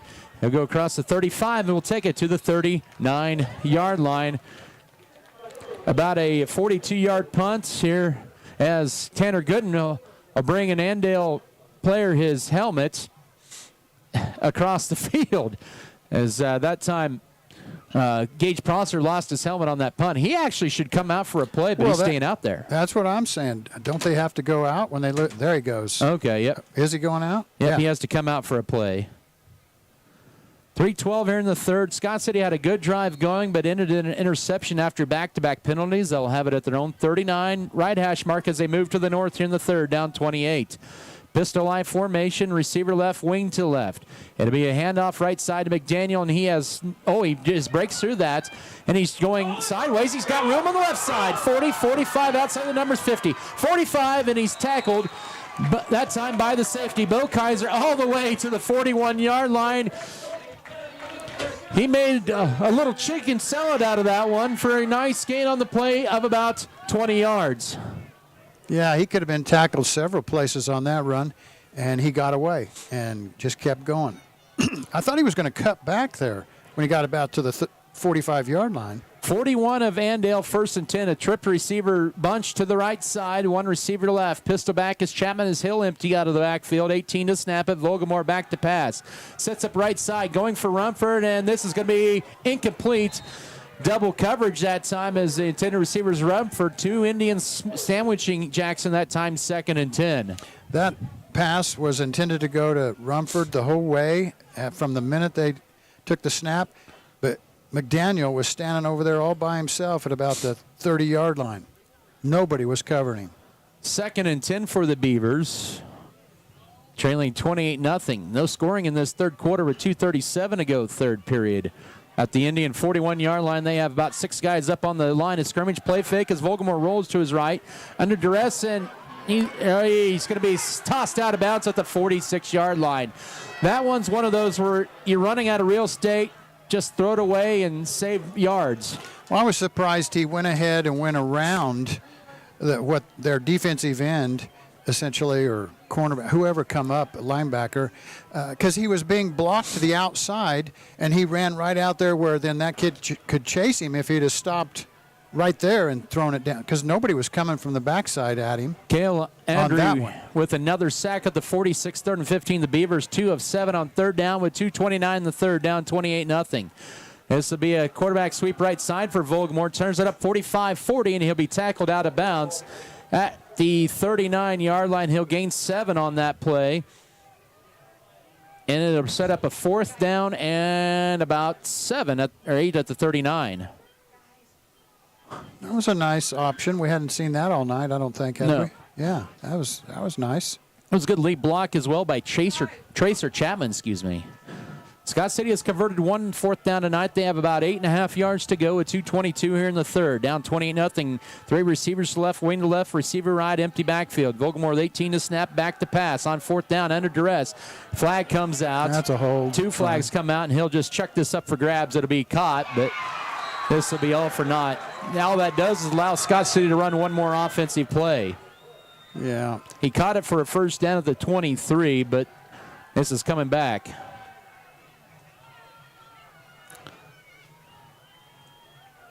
But a good scramble play nonetheless. Yes, it was. Nice throw. Good catch by Rumford. Oh, well. We got to do it again with a lot of yards added on. And it'll make it 4th and 19. And it should be ball marked at midfield. Yep. Just across into Andale territory. Stop the clock with 2:11 to go here in the third. So, Scott City now with 9 penalties and 75 yards. But they have to go to the 36, 4th and 14. Make that 4th and 19, correction, 31 they have to go to. Plenty of time to snap it, empty backfield for Vogelmoor. Steps back, has plenty of time as he goes to his left on 4th down. The defender goes down, passes incomplete, trying to get Tracer Chapman. And that'll be a turnover on downs. There's a flag back here where they were blocking for Vogelmoor. I don't know. With 1:51 to go third quarter. I followed the... Oh, another hold? Yep, that'll be decline and turnover on downs at midfield. It looked like there might have been a Beaver that was pushed about the 35-yard line in the middle into Andale territory. But for a second series that looked promising, penalties come back and bite the Beavers. Are the referees trying to even up the penalties? Oh, no, they're calling it fair. 50-yard line, 1st and 10, just a quarterback sneak up the middle for Grimes. He'll gain about 4 on first down to the 46-yard line. I think they should do that the rest of the game. It's been a successful one. Brenner trips him up. Yeah, that way the clock just keeps rolling. In their favor, of course. I mean, Tanner getting the breathers. Emilio Contreras comes in. He's been battered tonight here as the senior tackle and on the O-line and D-line. 2nd and 6, 46 of Scott City for Andale. Final minute 10 of this third. T formation, 2 tight ends. Quarterback sweep right side, 45, and a first down run for quarterback Grimes inside the 40 at the 39 for 7 more. But we have a flag again. Oh, it's after everybody moved. Now we got to hold on them. Hold on the Indians. Oh, my gosh. This is crazy game, huh? It is. Turning into a crazy game. It's 28-0. But no scoring in this third quarter. This will be a spot foul. So Grimes will end up with a 5-yard run, and then actually about a 4-yard run and a 10-yard penalty on top. Their 11th penalty, and they have the century mark worth the penalty yardage, 106. 2nd and 12. They have maybe 2 more plays left of this third quarter, does Andale, with a 28-point lead. They'll split one receiver out to the left. Wing to left in an I formation. It'll be a toss left side. This is a new running back, a senior. He'll turn it upfield. 45-40. Look out. He's gone. 20, 15, 10, 5. Touchdown. Rylan White from 52 yards out. And holy cow, did he turn on the Jets. It's 34-0. He did.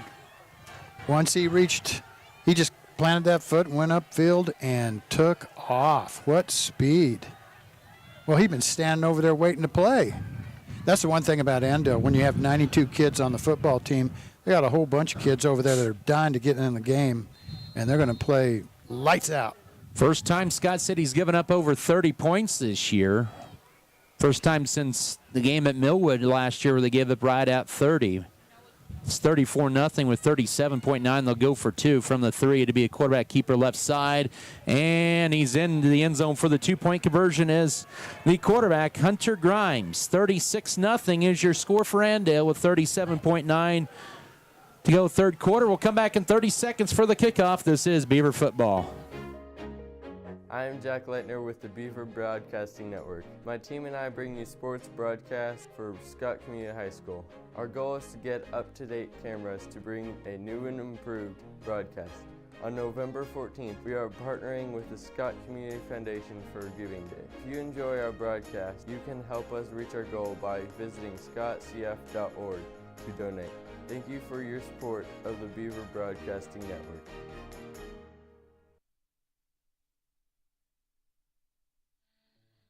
Drive, a 3-play drive, 50 yards in a minute 14, and a 52-yard run on his first carry of the night for the senior Rylan White. And it was Hunter Grimes running in the 2-point conversion to extend the Andale lead to 36-0. Most points given up by Scott City since 2 years ago when they gave up 42 on the grass field here at Darner Field against Southeast of Saline in the Week 8 game. Man, they were good that year. Yes, they were. They're now 2A. Yeah, but they may be the top team out of the West right now. Yeah, I've been following that too. They look pretty good. So that was after incomplete fourth down and Andale's first points of the second half. And they lead it now 36-0. It'll be Cooper Marks here at the 40-yard line. He'll kick it off from the middle this time. They've always kicked it over on one of the hash marks, one side or the other. This one will be a kick, a nice end over and kick angle left. This will be at the 11-yard line for number 11. That's Tarango. He'll get it to the 20, and he goes nowhere. A host of Indians on a tackle of a 9-yard, 8-yard return, and the Beavers will start at their own 19-yard line in a 36-point hole late third quarter.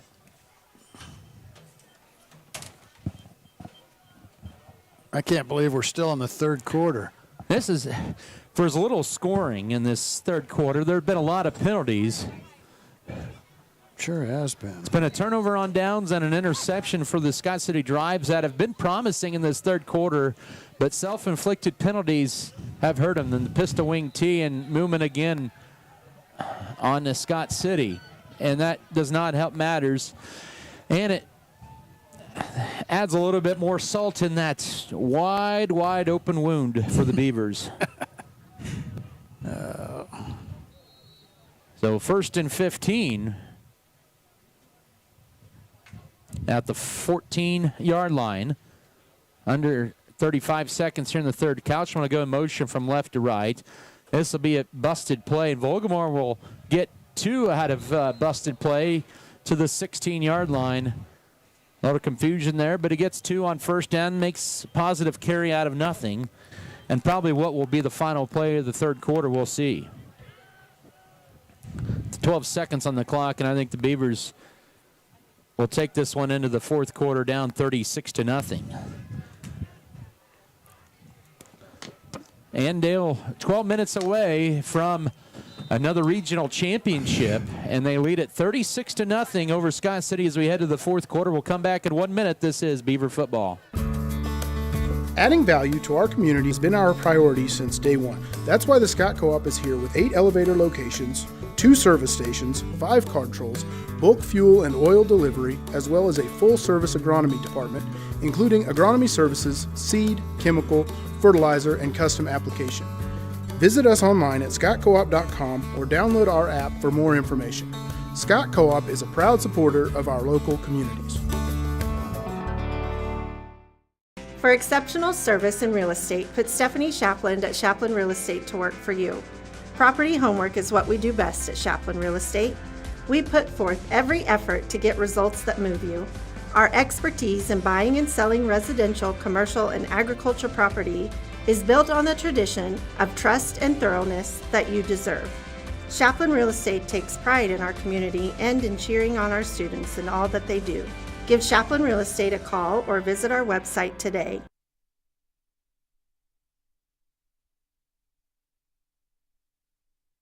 Andale over Scott City as we head to the fourth quarter. The Beavers with a much better third quarter, but still have nothing to show for. They've moved the ball, but it's been the little things here and there that have kind of set them back in the third quarter. Yeah, we've had too many penalties.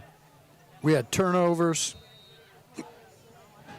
It'll be a 2nd and 12 when play resumes at the 17-yard line for Scott City in their own territory. 4 receivers set, twin stack to both sides. Vogelmoor in a pistol set. Back to pass, sets up, throws it, and it's going to be deflected, trying to get it to Colin McDaniel at the 25-yard line. It'll set up 3rd and a dozen.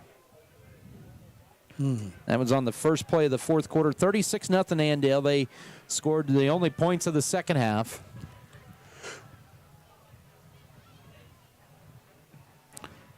I want to thank some more sponsors: Precision Ag and Cedar Brothers Auto Body Mechanic, Richards Financial Services, Road and Beacon Green Agency, Scott City Eye Center, Scott City Pharmacy, Giftologist, Scott Community Foundation, Scott County Abstract, entitled 3rd down and 12, 17-yard line. Vogelmoor under duress, steps up in the pocket, throws it right side, and it's deflected and caught by McDaniel, and he backs his way toward the 28-yard line. He got 11 of the 12 needed, and good eyes that time by McDaniel with the concentration, his first catch of the night. He got 11 of the 12, and it's 4th and a yard, and Scott City, I think, is going for this one. McDaniel caught that off the tip drill. That was awesome. So 4th and a yard for Scott City. And they'll stack the box, handoff left side, McDaniel. He's got it on second effort to the 30-yard line, 1st and 10. Gain of 2 for McDaniel. He has 43 yards on 9 carries. And Scott City's 8th 1st and 10 of the night. I would just like to see McDaniel get in the open and see if he could outrun Andale. How fast are they? Could they catch him? Could he get away?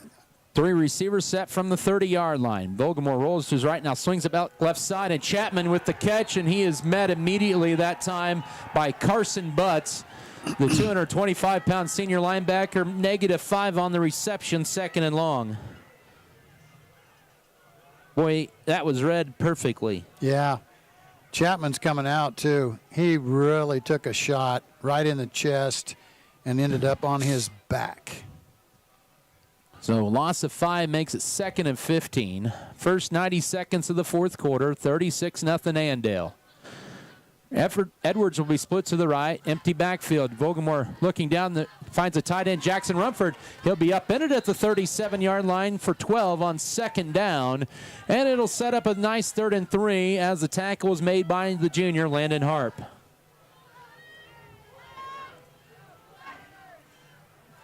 Well, we're moving the ball. That's a good sign. I mean, we've got so many.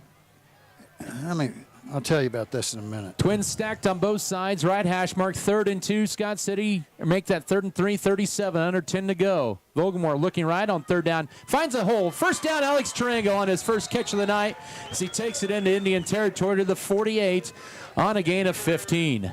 Scott City, out of their starting 22 positions, 11 on offense, 11 on defense, we only have 8 of those positions filled by seniors, and we have 12 by our junior class.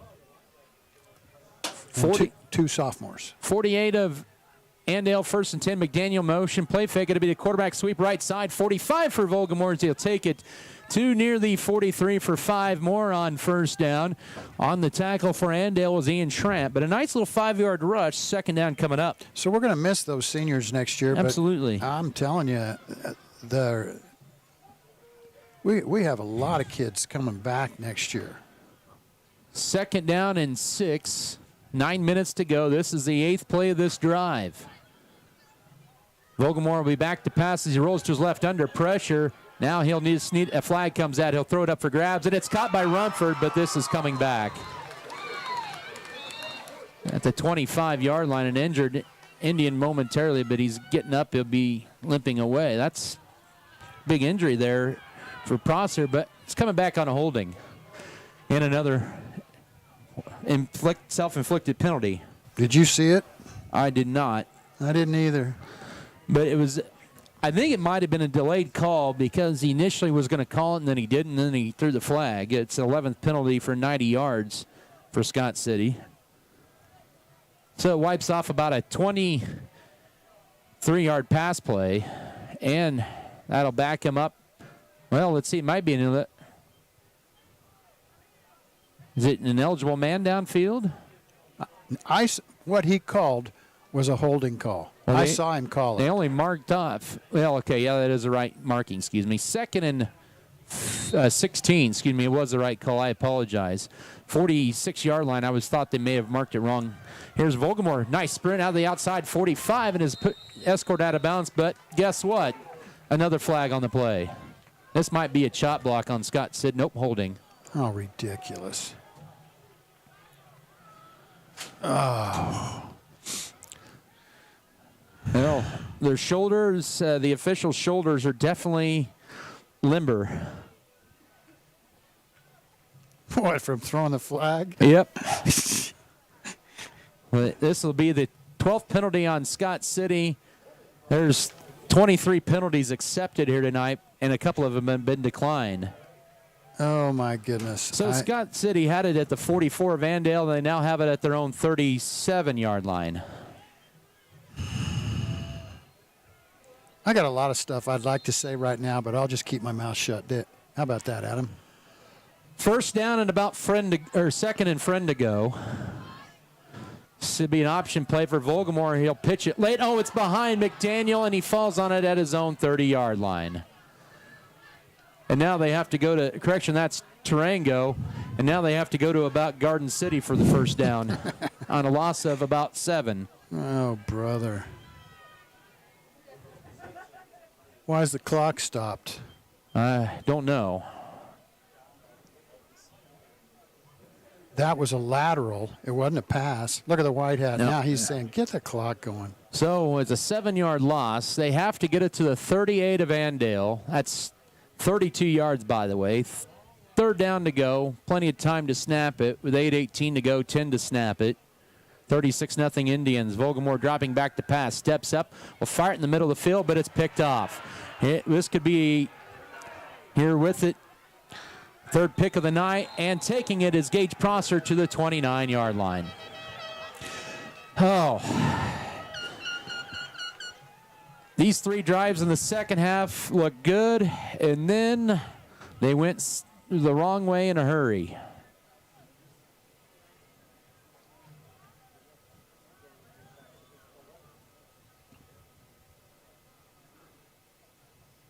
Scott City only nets 19 yards on that from when they started this drive, and Andale will have it at the Scott City 27-yard line with 8:03 to go.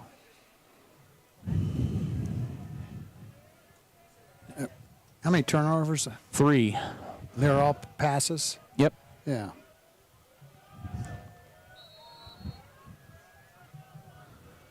'27-yard line of Scott City for Andale. Grimes, the quarterback. He's been there since the second. Here's a toss right side and a pancake block on the point of attack and a nice run for Rylan White. And he almost took it again as he steps out of bounds at about the 9-yard line for 18 more. He has 6, make that 70 yards on just 2 carries coming out of the bullpen for Andale, and they have a 1st and goal coming up. Wow. Wouldn't that be something if you were on a football team that you couldn't even get out there, and then when you do, you just look like All-American? Yeah. He does. He is awesome.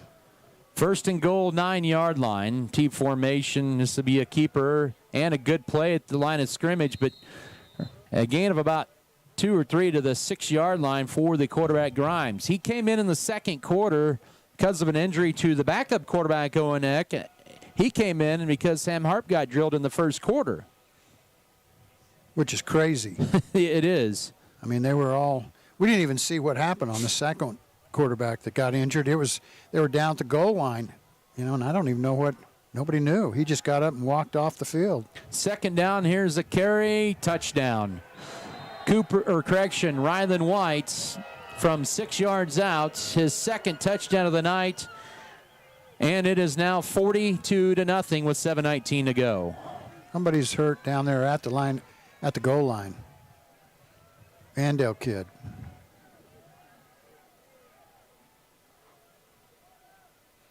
I guess I should get my binocs. So that was Rylan White once again.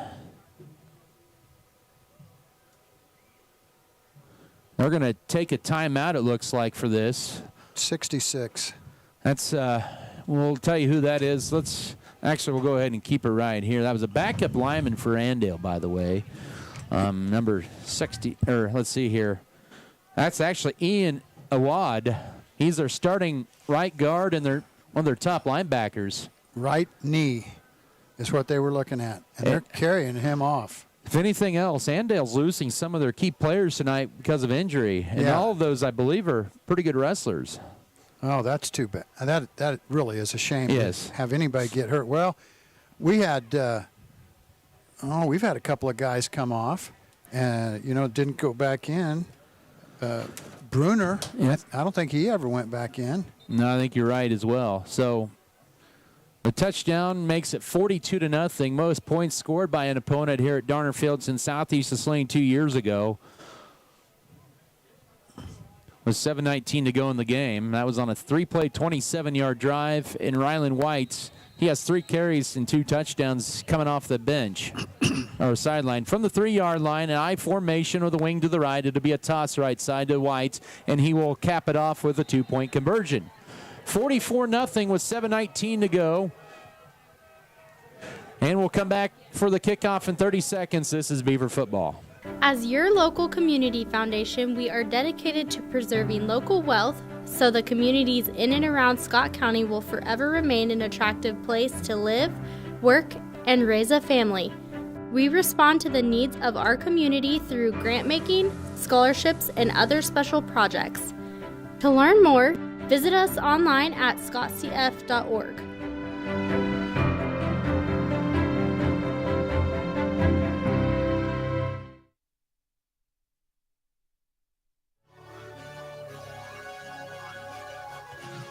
Football brought to you tonight by Scott Cooperative Association, Scott County Hospital, Scott Pro, Scott County Record, Security State Bank, Sharp Shooting Supply, Specialty Risk Insurance Agency, Spencer Pest Control, State Farm Insurance, Stevens Veterinary Services. After a Scott City turnover, a 3-play, 27-yard drive, and Rylan White in from 6 yards out. He completes it with a 2-point conversion to make it 44-0 with 7:19 to go.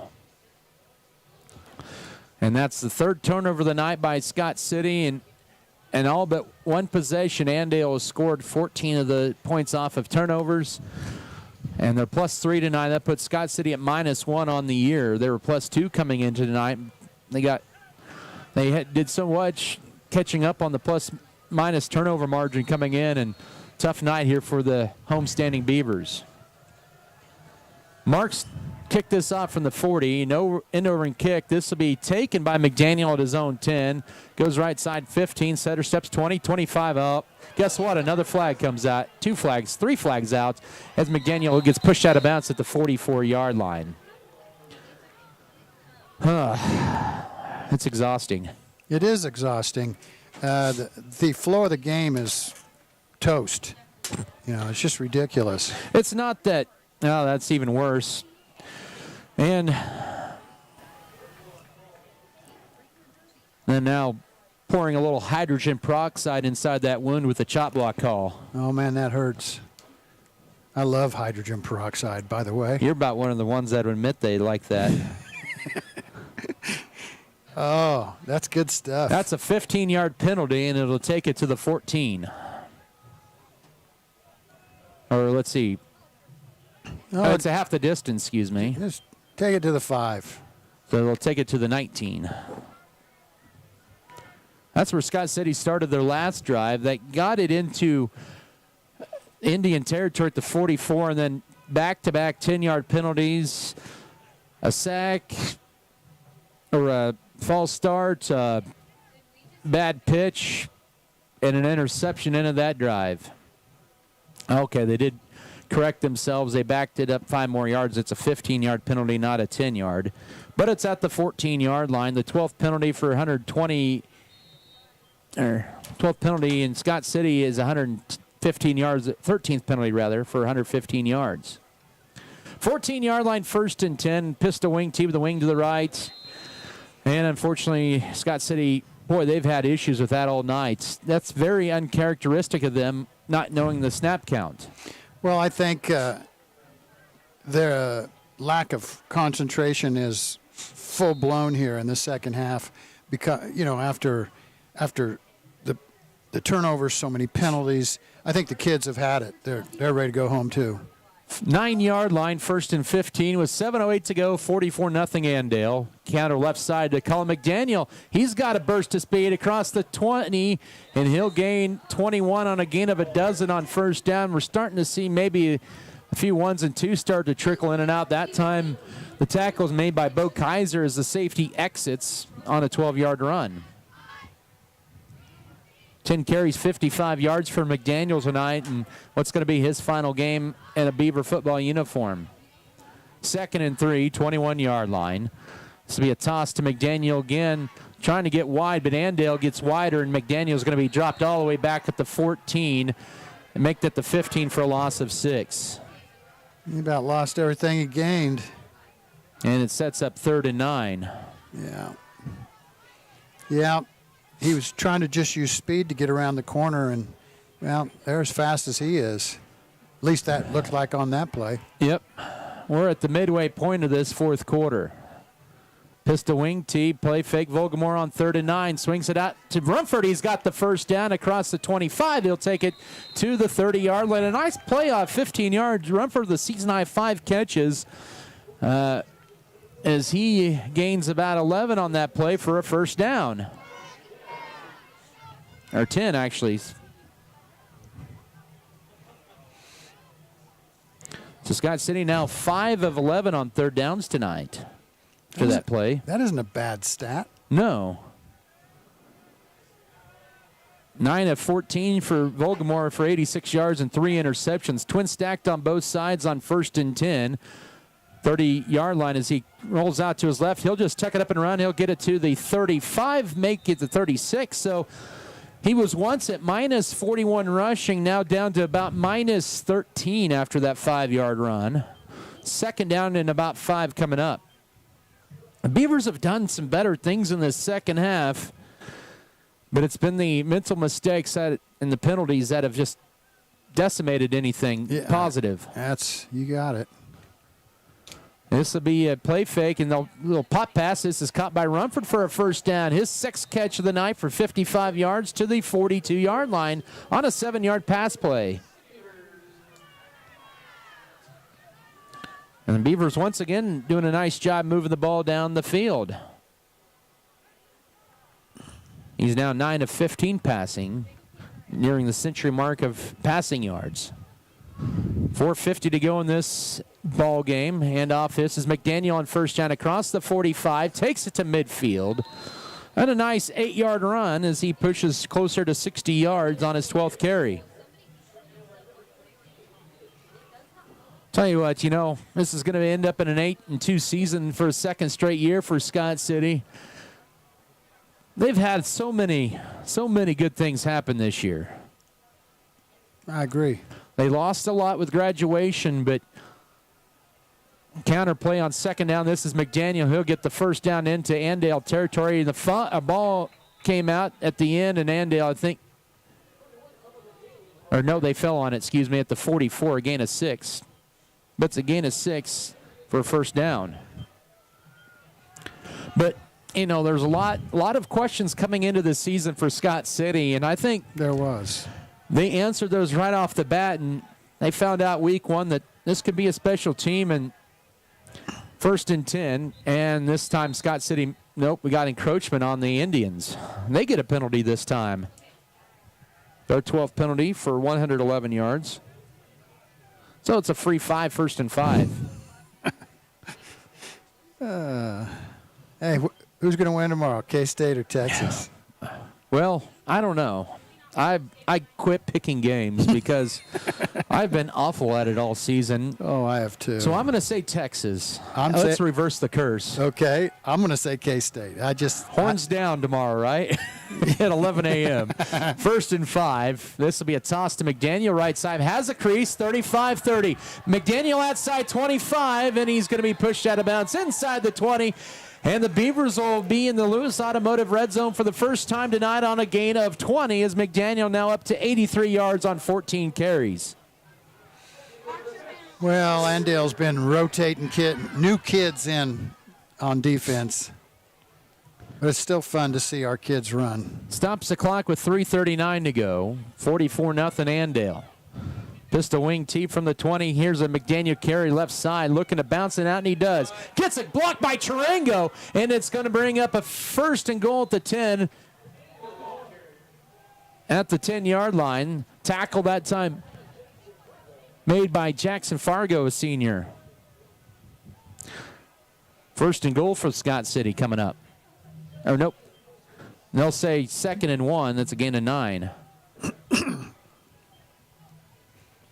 And Edwards checks out. But, the second year of this pistol wing tee, I think there was a lot of good things that Scott City saw out of this and a lot of improvement they've added to the playbook. This will be a Chapman carry on 2nd and a yard. He'll get the first down to the 10, it looks like, and it'll be 1st and goal.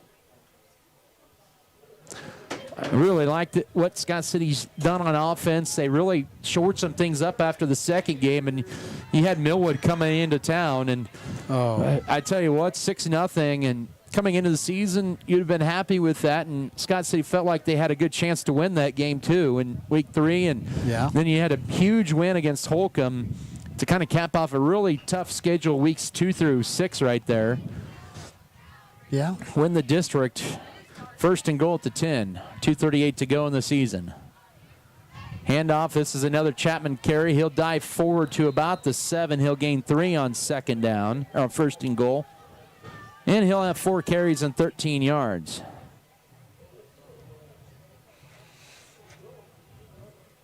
Well, I'd love to see us get into the end zone. I agree. Last play of the game or something somehow. 2nd and goal at about I'll say the 8.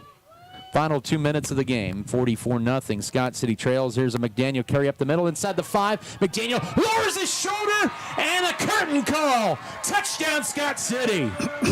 Colin McDaniel on that run puts him over 100 yards on the night, and he gets rushing touchdown number 14 to make it 44-6 with 2 minutes to go. Well, that was good. We'll definitely go for 2, and we'll see an onside kick. In my mind. That was a 5-minute, 19-second drive on 10 plays and 81 yards. And then finally, the Beavers into the end zone. And guess what? Another flag. But that's encroachment on Andale. They were in the neutral zone. Really? Well, we'll be at the 1.5. So that much closer for Scott City to get their 8th point on the board. Scott City 2 of 4 on 2-point conversions this year. They'll send Trey Ryan in on this 2-point conversion. This will be probably a run play, heavy package. Well, to do the quarterback sneak they've been doing all night. From the 1.5-yard line. It will be the quarterback sneak. Good call, Tim, and that's good for Volgamore. There you go. Why not? 44-8 with 2 minutes to go. The Beavers to kick off in 30 seconds. This is Scott City football. Life is all about your vehicle. Go with the proven winner.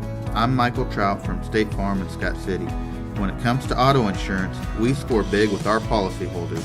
We score on competitive rates, on customer service, and on satisfaction and speedy claim handling. Let us quote your autos today and make you a part of the Trout State Farm team. Call or stop by Michael Trout State Farm and you can be assured of our personal best. Go with the winner, Michael Trout State Farm, Scott City. By Original Grande, Trophy Wine Spirits, True North Cafe, Turner Sheet Metal, Volgamore Family Farms, Western Kansas Insurance, Western State Bake, Wheatland Electric, White's Food Liner, Wilkins Physical Therapy, and Winterland Farms. A nice 10-play, 81-yard drive. Scott City was backed up on that series as well, but they find the end zone. McDaniel in from 8 yards out, and Camden Volgamore will run in, hit the 2-point conversion to put Scott City on the board for the first time tonight at 44-8. So no shutout here at Darner Field tonight. That's the best part about what's happened to us tonight. Scott City, that is. And Scott City had so many good drives, their first 3 drives of this second half. They were able to go down the field and then and score here. Here's a squib kick, and it'll be picked up on the run here across the 30, 35, up the middle, 40.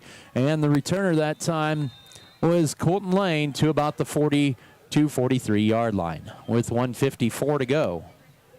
I thought for sure we'd see the onside kick. Well, just for fun. Just for fun, yeah. Yeah, that's just the funnest play in football at any level. 8-2 season, second straight year for Scott City. Andale will go to 9-1, and they will continue their quest, for trophy number 5. So they'll probably play. Surely it'll be collegiate. My guess it'll be Wichita Collegiate, like you said. And they've already beat them 28-6, I think it was earlier. Yep. T formation, 43-yard line. Oh, okay, they took a knee that time. Good for them. So they're just going to run this out, not run any plays. They'll be 9-1. And it's either Wichita Collegiate or Rock Creek, and I believe Andale will host that one next Friday night.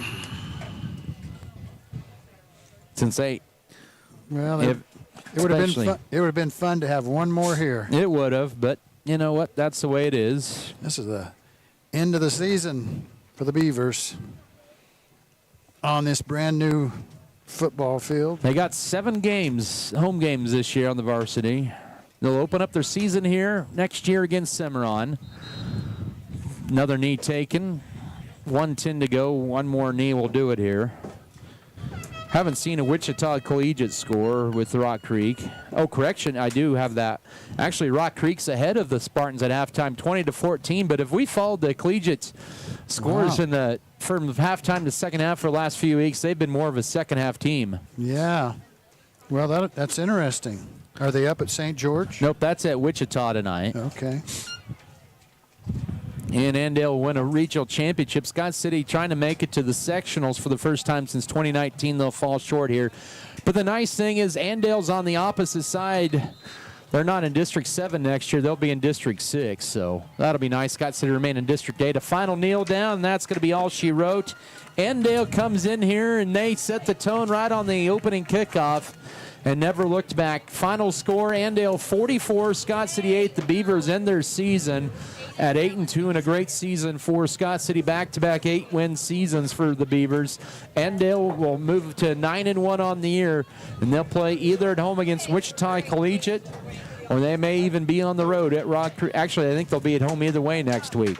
We'll begin our post-game coverage in 3 minutes. This is Scott City Beaver football.